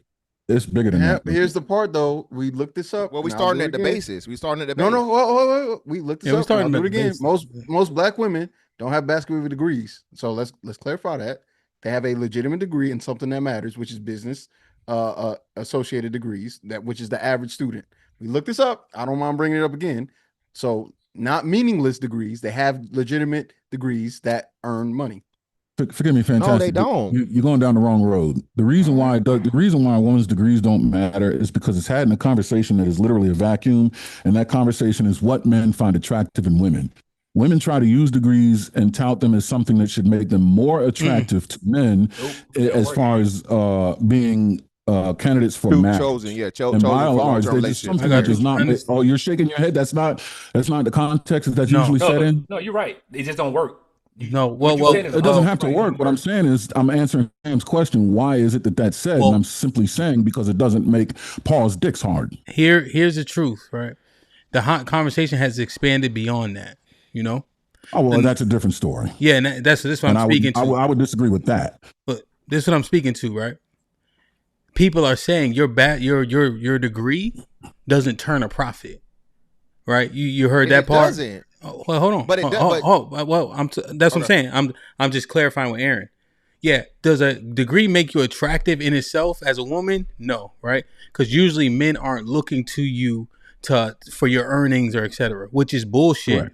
Because 90% of households are paycheck to paycheck, and everybody got to work for everybody to make it, right? So that doesn't actually make sense when you say it out loud. But here's in most people's circumstances, biologically though, it's still sound. Yeah.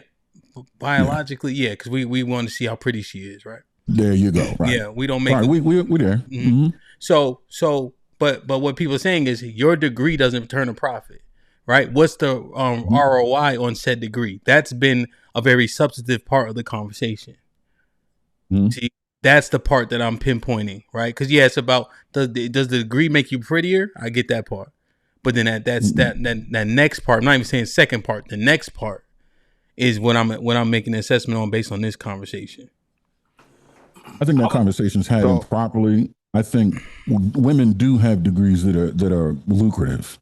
I think if you ask the question, who has more degrees that aren't lucrative, the answer would probably be women if you did a comparative analysis.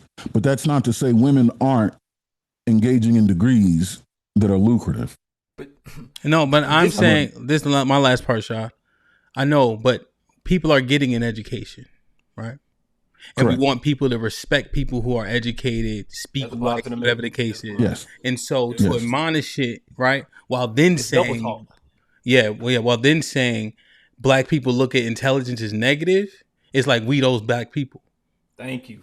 Yeah, in a whole, I agree. You should not admonish those people's education, be it men or women, and as long as that education is somewhat lucrative or viable, then that is nothing to admonish, by and large. Yeah, but that's where the true conversation and difficult conversation happens.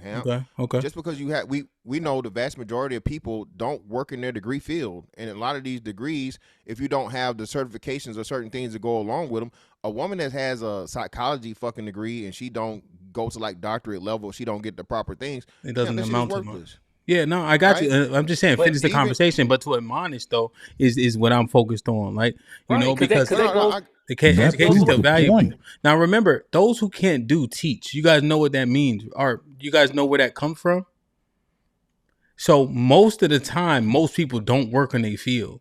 So literally, those who couldn't find a job in their field, they would go be teachers. It's not I suck at football, but I'm going to be a football coach. That's the misconstrued. Those who can't do what their degrees in, go teach. That happens for most people most of the time throughout, since we had secondary education. So that's kind of like a norm too. People just go to where they can earn some money. I think your point, though, to admonish even women's education and all that kind of sort of proves my point, like that we don't have enough respect overall for the education in and of itself, that would be allowed to creep in unchecked into the conversation. I see. Yeah. So that goes to the point. So are we the bullies? Yes. We the bullies? Yes. I think it's childishness. I think niggas know. I think niggas know, but this is this new thing we doing. This is gender war. Like in the gender war, all bets are off. We'll say all type of crazy shit. Because I think we know, like at the end of the day, the pursuit of education. Because I'm going back to Aaron's point about it not being the landing conversation thing that he said, and I'm saying that they're quote unquote the most enrolled, so they're still pursuing education. And whether or not they're not even the most enrolled, Shad. That's not even true. I'm saying that's what's said. I'm not. I don't know. I don't know if that's what said. Regardless, they're the most enrolled out of black people. But right? but cheeky, so that's what I'm saying. That's well, here's my other point. Okay, scratch that from the record. Scratch the most enrolled part. I'm just saying the fact that when we talking about now how when we younger we shun in the niggas that's nerds and then the intellectuals and the right to see us 20 years later having a similar conversation about education because we fighting amongst each other. It just makes it goofy. It's just goofy shit. And Shad, that's what I mean. Shad, still Shad, and that's what I'm saying, bro. And that's why I say it's a lot of nuance into this conversation. Right? I know it's a lot of nuance. I wish we had the nuance every time we had conversations, but we only find nuance when it fits our checkmate. Brother.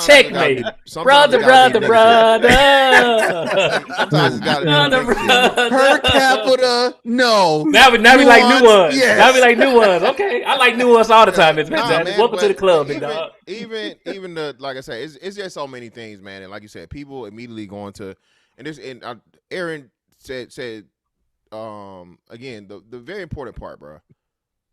It can't be only celebrated on one side, right? Because if and when black men do get degrees, nigga, don't nobody care. Remember, y'all laughing, but listen, look, bro, there was actual. I don't know if you guys remember this. I don't know if y'all would. Well, I know you don't do content, Shot. I don't know, Chicken, when you start doing. I'm about to start, man.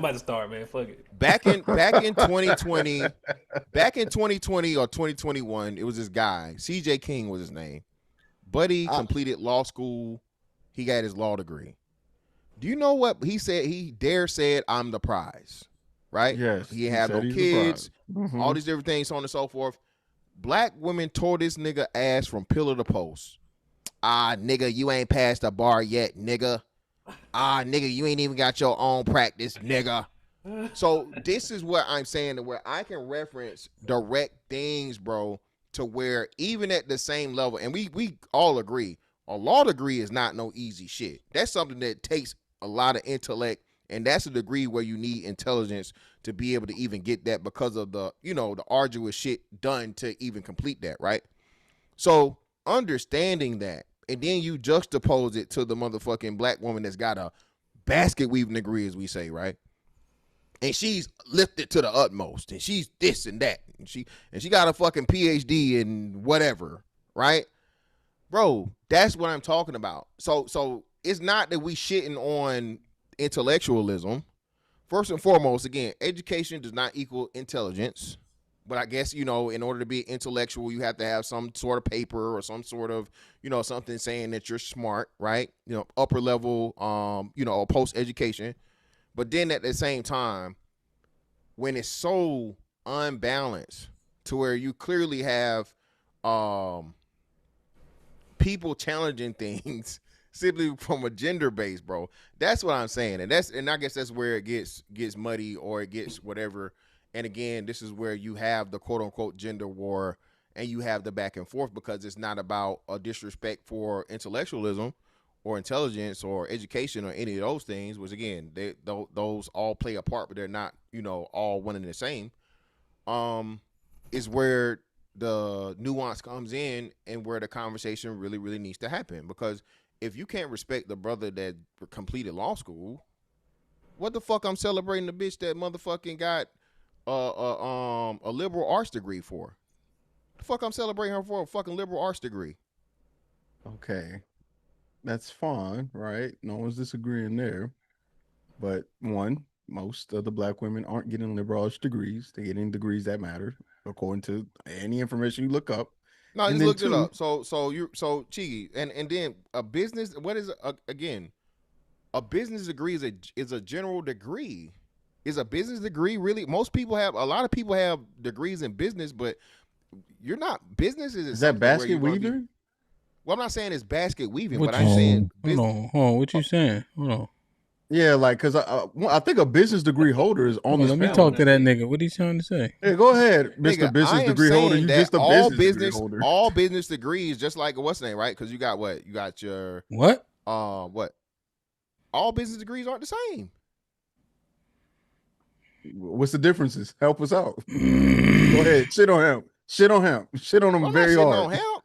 I mean, like Hamp is using his degree, and Hamp is an entrepreneur, and Hamp would be the person that's the personification of what the purpose of the business is. He's trying to make me feel better now, nigga. Well, not Hamp, but then we looked this up. Who's got the most businesses and whatnot? I forgot. I think the women had him. Eesh. Fuck.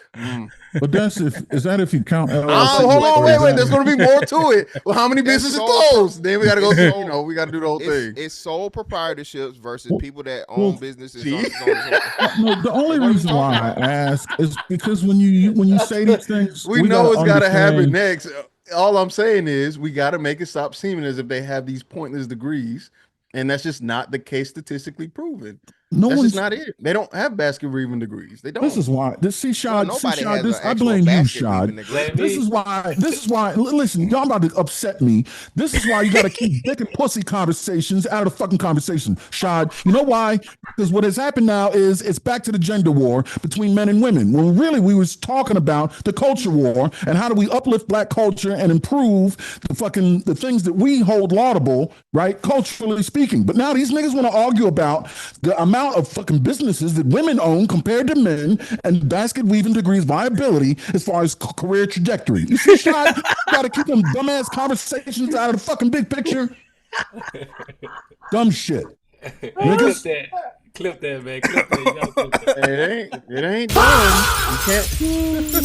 We can't say as a culture. My bad, Aaron. My bad. We can't say as a culture we don't respect black intellectualism, and then when we try to give the example, we start seeing how that isn't respected. Right? There's a conundrum that has to be addressed within the culture, specifically that's happening now. Right? No, I can't keep. So here's the thing. So Aaron, while you went on that spill, now respecting that's cool. There still needs to be an acknowledgement. We can't just keep saying. In other words, you're going to use my argument to feed and fund your fucking dick and pussy narrative to be a house husband. It's not a dick and pussy narrative. It's a critical look at what we're saying. Do we respect black intellectualism? Yes or no? And I was still arguing. And one example of that can be found in the gender war. All right, now back to the culture war. Now that we've established that, we don't have to prove it and go back over those stats and details all over again. Yeah, it exists there in the gender war, so proves my point. Now back to the point. But Aaron, no. But just real quick, Aaron, and this is what happens. We just addressing it. So that's what I'm saying. So Cheeky, even still with that, because the vast majority of black women tout black women with degrees. And the vast majority of black men tout black women with degrees. As you say, I'm a niche person. The quote unquote red pill niggas and the people that are going against it, right? We're the smallest percentage. So black women are greatly fucking celebrated within the fucking culture. Like I said, she gets a fucking liberal arts degree as a single mom. This bitch is better than Elon Musk. So what are we saying, Cheeky? So even from that standpoint, to where I think we will all agree here, from collective data, that still intellectualism, as long as it's with black women, right, it's greatly fucking celebrated by the masses. I would even still say, Cheeky, for black men that get degrees, even though it's gonna be downplayed, the majority of black men are gonna respect the black man with a degree, okay, right? And then black women are gonna respect the black man with a degree. You know what I'm saying? The problem is when you turn around and you ask them whether they want a doctor or a drug dealer. You feel me? So better yet, where all my scamming ass niggas at? They ain't asking where no doctors at. They ain't asking where no lawyers at. But right. All right. So is this the black culture part? Like now that we I think we're back to the culture. I think Aaron, we good now. Aaron, you can't we separate. No, but we bringing it back. We bringing it back. That's what I'm saying. That's what I'm saying. Go ahead, bring it back. Go ahead. What I'm saying is these are elements of black culture, and what I'm saying is when we start at hip hop, and that's always our starting point of our black culture. I'm saying all of these different things, the college educated part of our culture, the non-college educated, the hip hop culture, the super intellectuals, all these are a part of black culture. Let's try our best to highlight this beautiful quilt that we got that makes niggas. Because there's a lot of different things going on. That's all I be saying. Let's discuss, critique, celebrate it all. Let's stop talking about Chicago and hip hop. Because there's more going on in black culture than Chicago and hip hop. No, agree, Shad. It's way more than but Shad, like as you said, right? So what are the masses of black people going to be talked to about? If the masses of black people aren't inundated, and we know the power of propaganda in media, and media is propaganda, right? If what you're being force-fed is Chicago, and not PG County, or not, they was just talking about some shit shot down here. It's a black community. Buddy went viral. He's talking about it down here in Florida, where it's like everybody there rich, and they, he's like, hey, just don't bring the nonsense or the shenanigans, whatever he said, right? Well-to-do black man and black family, and he was talking about a community of black people living there that were, well off, right? That's what I'm saying, Shad. When you get to that point, bro, it's this thing to where, okay, so where's the delineation? Where's the separation? When is it cool to say that this right here is happening? And clearly it's being force-fed by media and the hidden hand, or, what, bigger powers, whatever, right? Ephesians 6:12 type shit, right? So how do we counterbalance it in ourselves and promote the shit that you're saying, but niggas don't want to see that because that's not entertaining. Niggas it's like, not even just niggas, like, let's go back to, like you said, American culture, what'd you say, Hamp, all the time? If it bleeds, it leads. Nobody want to hear about the motherfucking cat that was fucking rescued from the tree. I want to hear about that shit. And then we go back to another colloquialism that's directly to us. If America gets a cold, they used to say the flu. I believe it's like stage 4 cancer at this point for niggas. So if we have this fucking addiction for the worst of the worst of the worst, and we see that in our culture and it's constantly projected, how can we ever get to the point of where we're elevating the positive? How are we gonna get there? I think this is where it becomes difficult for my content creator friends, because y'all have trained your audience to enjoy negativity. That's what a moneymaker is, right? Now, if you decide to make a different decision, it ain't gonna be a moneymaker. And the truth is, it's a money-making operation, because we've trained the audience to come see negativity, and that's an American thing too. You see what I'm saying? So we don't want to acknowledge that, like, yeah, we are part of this. I'm with you. Yeah, the niggas don't want to hear the positive stuff, but it's also because, yeah, that ain't what they come to you for. They come to you for the chaos. That's the truth. So if you was willing to say, you know what, man, I'm starting to see it is negativity. It is negative. Let me go on a 6-month positivity campaign. You're gonna lose some money. But guess what's gonna happen? Them people either gonna leave and go where they can find some more negative, or you gonna retrain them to say, you know what, I'm starting to appreciate this balance, man. I'm starting to appreciate Miss Fantastic holding us accountable, because we need to have better decorum. We need to be better to each other. But he also gives us something that we can actually be proud of to be black in America. There are things we can talk about that makes us proud to be who we are. People want that, bro. It's hard as hell. Y'all remember when our parents told us, bro, when you become an adult, this shit is never ending. It's never every day, every month. It's the same shit. Bills and what else can I fix? Yeah, niggas would enjoy some good news. I know I would. I love seeing him post them good stories about black people. My algorithm is woke as hell on Instagram. All I see is good shit. I told y'all my favorite content creator outside of HAMP is the little kid, the little science kid. I love watching that little nigga. And my bad, HAMP, I'm name dropping again. But yeah, I love seeing him talk about science, bro. I love that. But I had to actually make that happen for myself, because at first it was just gender war stuff. It was all the podcast highlights. in the arguments. I'm like, man, I'm cool on that because when I'm actually in life, that's not how I engage with people arguing and fussing about it. We can have disagreement. We figure out a way to have a good conversation. What we doing now? So I don't want to watch niggas screaming and cussing each other all day. I don't want to watch that. I don't get nothing from that.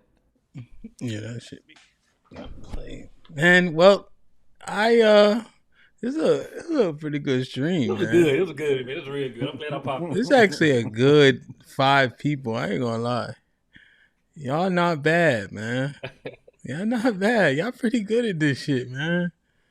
You know? Even Aaron, you know? Hey, that snap out Aaron was is crazy. Now we got a clip out of Aaron. Did he pull the niggas? Did he pull the rusty 38? He pulled the rusty 38 out, man. Nah, that nigga got a saw blade. Yeah, saw blade. Damn. Yeah, that thing. Yeah, a few things, you know. I think we assess them, but I just think we need to create the proper baseline for people to understand. And then we really need to vet out what Aaron was qualifying as the qualified opinion. Because what I realize is that there are so many people, right, who will say a thing like, oh, running from the issue, running from the problem, you know, deflecting from it, don't want to admit it. But then those aren't the people that are doing something about it. Right? You know? So I need them to reconcile how somebody deflecting from an issue when they're also doing something about said issue. Would that mean that they're then having a conversation about the issue from all facets and all sides because it is a podcast? You know, and what considerations have we not had or had not made? There's so many things that we brought to light because of how we make the analysis and the assessment.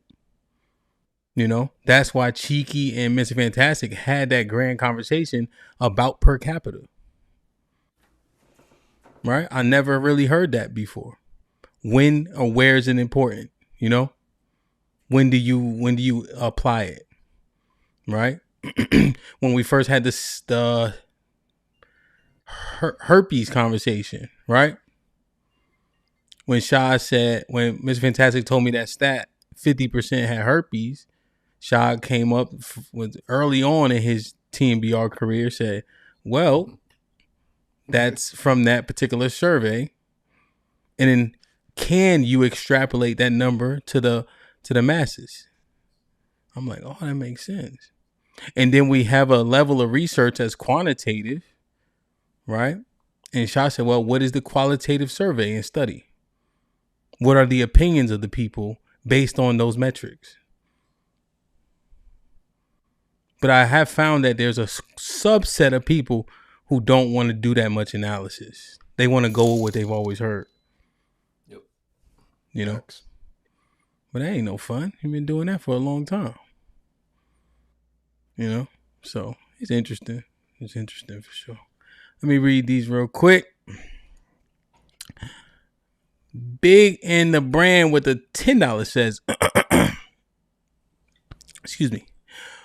We need more businesses, success stories, economics, and etc. Mm-hmm. Chris, what up? With the $5 says, y'all sing that damn song one more goddamn time. That shit is catchy. How she singing that shit is catchy as a motherfucker. I can't lie.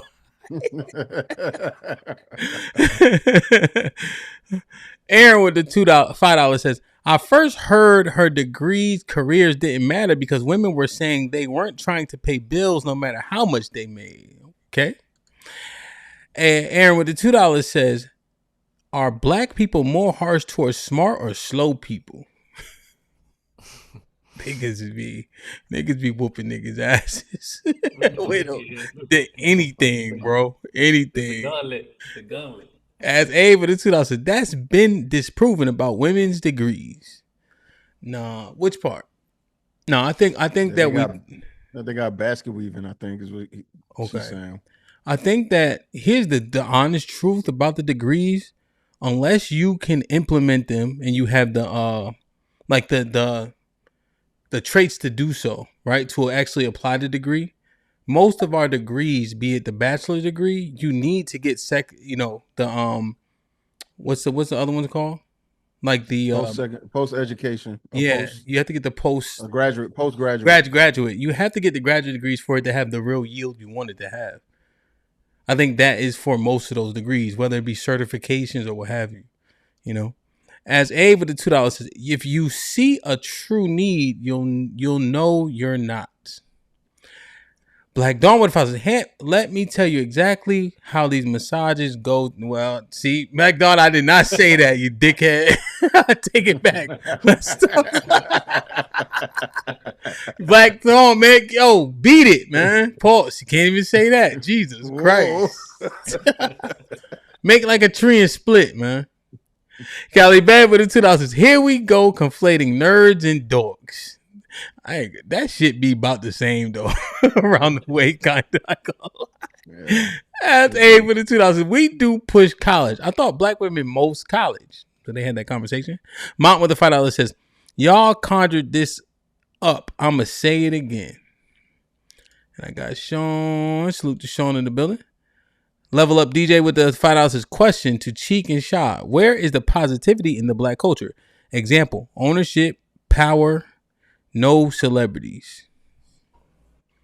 We had this conversation again. These people, I guess, missed the show, but then we have a whole conversation about that PG area in your area, HAMP in DC, that entirety, and we looked up the amount of owners, own businesses, and real estate, and so like I can't remember all their names, but the fact that there are multiple names that I can't remember, you go look it up.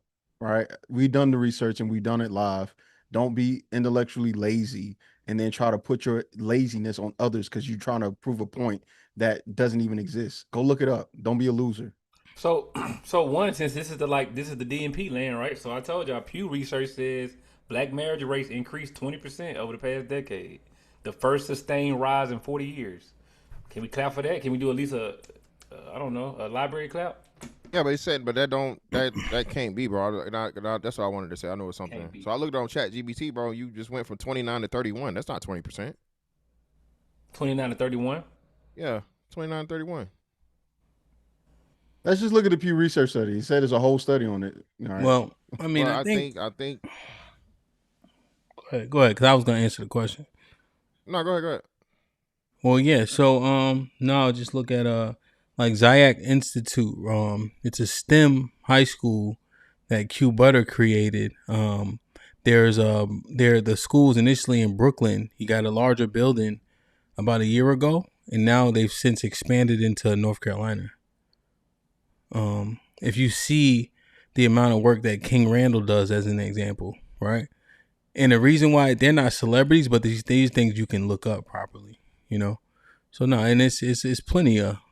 It's just a crazy question. It's just like I don't trust. It's such a disingenuous question that, and I know when it came, the time frame that it came, it's not a dog whistle, but it's a bullshit ass question. It's almost like that time Aaliyah, asked you did that shit in the chat, and you was like, who said that? It's the same thing. It falls in that same category of bullshit that you don't fully need to acknowledge. And you need to tell them, go look it up, because we don't trust anything you do. And you're not bold enough or smart enough or have enough courage to come on the panel and combat anything that anybody's saying. So shout out to Fantastic for calling out bullshit assholes and fuck niggas and pussies.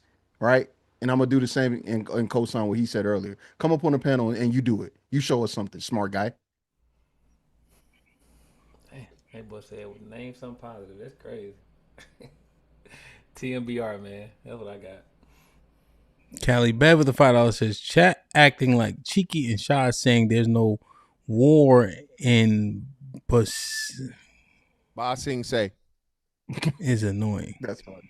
That's an avatar. I don't know what that is. The real avatar. But to Cheeky's point, I'm starting to realize, right, like there are people who want, because that's their life. Because if we say there's something on the other side, and the same thing goes with our relationships too, that means they might have to change what they got going on. So as long as we can make everything bad, they can stay where they at doing nothing. But when we say on the other side of town, them niggas over there getting to it, that means you got to do something different. So it's easier. It's comfort. That's why they want to be negative, because we all can stay where we at and we don't got to strive to do more. That's the thing you see through our society though. Like you said, people don't want to do the research. It's more fun to say these hoes ain't shit and these niggas ain't shit. That's more fun. Let's see who can prove niggas ain't shit. But then when people start bringing data, now we got to slow our conversations down. That's not as fun. That ain't WWE. We want to keep doing what we've been doing for 10 years. That's what happened, you know, when remember when Mr. Galt came up here, right? I think that's that nigga name. Yeah, when I think what messed him up is I lived in DC for 10 years, you see? So when he disparaging his neighborhoods, well, I could say, well, no, because this is across the way from that, and then I have a house right here. Oh, your house is adjacent? Well, so if you know any better, then you know this area has done, you know, name black businesses. I named ones that you can actually go that had a storefront, right? Cheeky pulled up a bunch of construction companies, right? But people will say, oh, that ain't, well, the Tropical Smoothie, right? Like a big name, you know what I'm saying? Like the McDonald's. It's owned by black people. It's a franchise, McDonald's, you know? So, yeah, no, it's interesting, man. Pure Lafi with the $5 says, most people I know say Pooh Shiesty is dumb. He only gets saluted for being real to his rap. It sounds good on record, but dumb in real life. And with the $2 says, y'all do know most accounts are burner accounts? I don't know that, bro. I ain't gonna lie. So does a burner account mean that somebody else is using it under a false name? The burner account is a secondary account. Yeah, it's a person with an opinion. Yeah, that's a person. Yes, it's a real life. It's not a bot. It's real. Yeah. That's a person. Level up. The DJ with the $5 says, quick question. What was the black population on a 10-year capture starting from 1960s to present? Why the decline? I don't know. I thought it's been the same. I thought it was an increase. Like a percentage point. Yeah, well, no, it was an increase population wise, but the population increased, but the percentage stayed the same because you had a population increase everywhere else, and the Hispanics had an increase. So of course, as time goes on, we've had an increase in population, but we haven't had an increase in percentage representation of the country. Yeah, we haven't gained any percentage point. Yeah, like we haven't gained a what's that shit called when you vote for the president and each state got we haven't gained any electoral votes, right? Electoral votes. Mm-hmm. And then we just lost all of our district too because of gerrymandering and the removal of the Civil Rights Act, Section 2 of it. You know, shout out to all the conservative judges and shit. JT with the $5 says nothing was happening on the 4th of July in Chicago because they got rained out. Sean Brewer with the $2 says Raleigh had teen take over on the 4th. I read this one, right? Yeah. Big in the Brant, did I read this one? Yeah. Yeah. Nah, I share a lot of stories on my community posts, you know, every day, every couple of days or so. It's a lot going on. It's a lot of shit we do. Like, think about it. You know, it was between, I would say, maybe like 70 of us or so, 50 to 70 of us who, you know, just all in with all the events, came out to Houston, Texas from the This Might Be Risky community and had a blast, you know. I mean, our podcast, you know, we had the conversation. Everybody partied with each other, hugged it out, talked, all the whole 9 yards. The boxing, you have to be there to understand how, how boxing is like bringing people together. I don't know how to explain it. It seems oxymoronic because people getting punched in their face. But after people finish getting punched in their face, the crowd is so proud of those people. Like, you have to just be in the room. You know? You know what it is? You know what it is? Your senses. You can hear the intensity of impact. You can see the sweat. There's an energy there that comes out of that ring that you have to be there to catch. You can't hear the bass and the intensity of a body shot over technology. But that body shot in real life, you can hear the bass in it. Mm-hmm. Yeah. Like, damn, that should sound like it hurt. Yeah, you can hear it. And you can hear it 100%. Like, you respect the fact that you can hear it. Yeah, you know? You can hear the sting when you get punched in the face. Yeah. Yeah. And you gain respect for it because you be like, that shit look like it hurt. You got to be in shape to do that. That shit look tiring, et cetera, et cetera, et cetera. And everybody like, minute is a real minute, not seconds on the TV screen. Yeah. Exactly. And it's just a lot of love. Like, I swear, Mr. Fantastic and Shy go back and forth all the time. Shy was cheering the hardest for Mr. Fantastic between him and Sis. You can hear the audio. Yeah. There's too much nemesis. Yeah. Fucking Sis supposed to be in the other room. People are over there stealing merch. She watching the fight. You know what I'm saying? For Mr. Fantastic. She yelling and carrying on. I'm like, yo, so it's I don't know. You just gotta be there, bro. And then brunch, we just chilling. Everybody was tired, so we looked corny, just standing there. But and then at the house, shout out to Granville, shout out to Sporties who, secured the house. We just vibing because of all these conversations. You literally build real rapport, real love, and real respect. You know what I'm saying? And so a lot of black people doing a lot of positive shit. Feel me? Shy had his movie premiere. I was able to get out there. Bravo Tech was able to get out there. Then he had another one. A couple brothers went out there. Cali was out there. You feel me? Yep. So Sean just had his keynote speakers. Me, I was out there. Cheek was out there, right? Dr. G was out there. You feel me? I know I'm missing people, but I'm going quick, right? We had the Philly fight. Aaron brought his house speakers to help with the music. You know what I'm saying? Omar got the spot first. Omar bought chicken and fish for everybody when they went downstairs. I ain't getting none. He helped me get the gym. He had a house for us to stay in. Like, what the fuck niggas talking about? You know what I'm saying? That ass. So, nah. Yeah, man. Any final thoughts, Cheeky? Yeah, I think we got to be careful with just putting a jacket on black people. I think we already have enough image issues that don't come from us. It's worse when it does, and it does more damage. So, yep, that's the main takeaway. This interjects. You got Mr. Walker right here, right? Y'all ever seen this show, Single by Choices? No. So shout out to Mr. Walker. Mr. Walker, just like I said, in the community, right? He in his college's Hall of Fame for football. Like, you know what I mean? Like, you just got people just fucking great. Like, you know what I mean? Like, what's up, Shy? What you think, man? Man, really good show. I had fun with y'all, man. I agree with you, man. I think, because the opinions are varying, it makes it a fun show.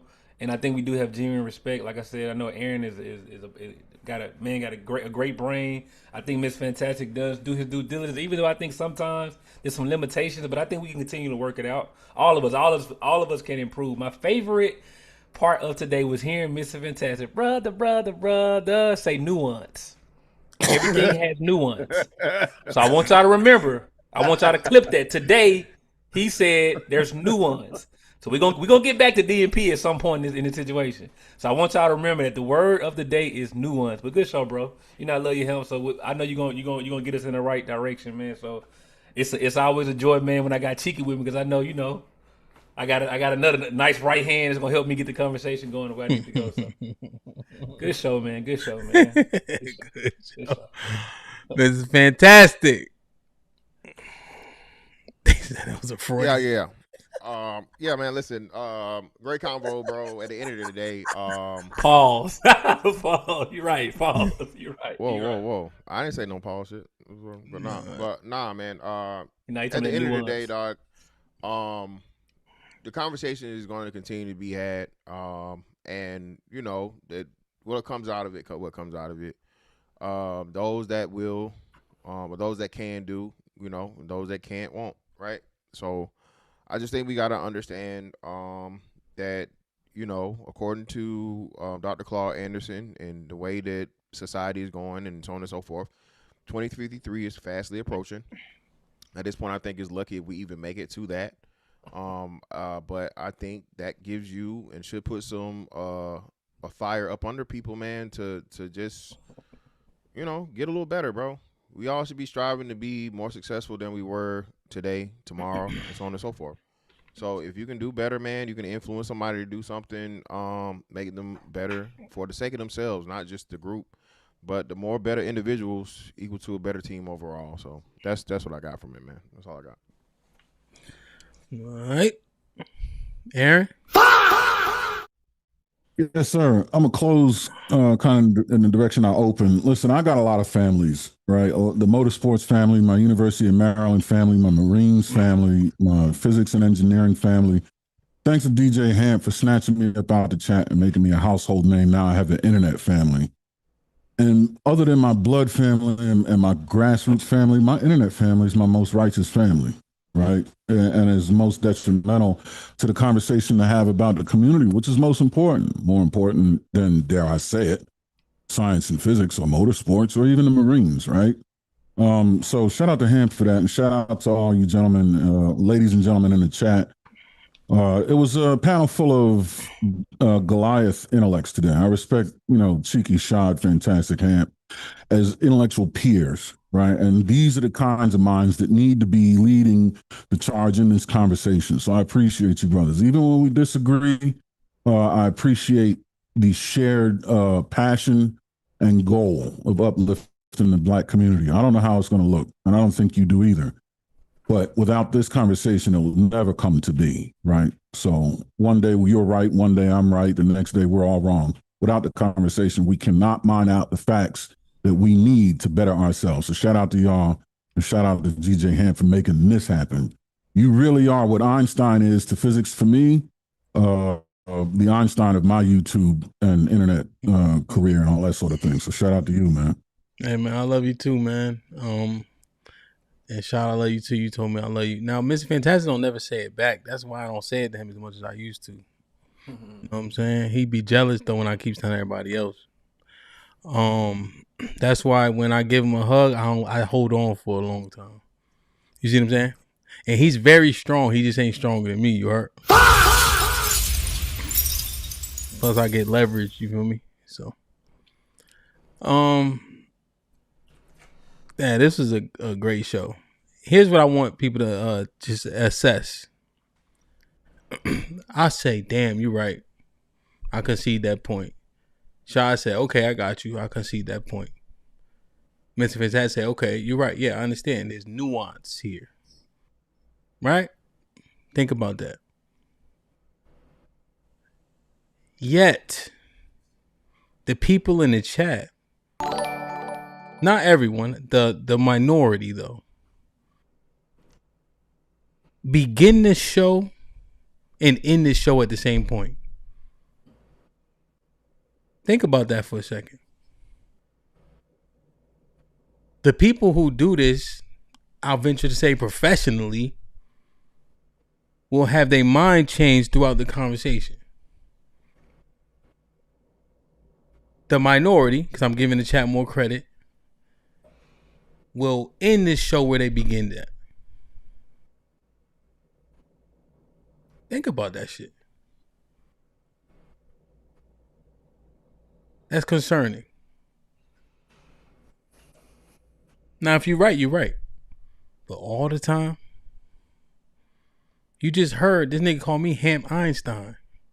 But you niggas got it right? We gotta do better, baby. Like I said, you don't gotta change your mind right now. But take that, put it on your chalkboard, disprove it. If you can't disprove it, accept it. That's how it should go. Don't just be dismissive. So, you're right, Jay Miller. But everybody, great show, man. This is a great show. Mr. Walker, what's good? Shout out to Mr. Walker. Like I said, he went in the Hall of Fame. Was it a year ago? I think it was like a year ago. So that's dope. You know, Mr. Walker like our age. So, that's dope. So a lot of dope people grinding, doing the right thing, working hard. Most of us is trying to get by. The cohort that we need to assess as Black people is we have a cohort that has a large impact on how we're seen, right? Right? Of how we're conveyed or how we're discussed, So we can't ignore that, While not ignoring that, make sure we understand the baseline of what is and what ain't, right? So I just want us to make sure that we are discussing things from a contextually sound place. And hopefully we're doing a better job than that, So, yeah, man. Dope shit. I'll see y'all tomorrow, most high willing, for Risky Midday. I don't got no events to promote. Shaw got a movie coming out later this year. Maybe Milwaukee. We shall see, man. The champion may have to, you know what I mean? Defend his title. Nah, I don't have no signatures yet. Now I do have this. I had for I got something coming up. I signed all my paperwork, waiver included. We can get the other side going. We're gonna get it popping. So we shall see, man. We shall see. Join the Discord. I love y'all. I appreciate y'all. Be safe and do the right thing, man. Like, share, subscribe. Tell a friend to tell a friend. And we out.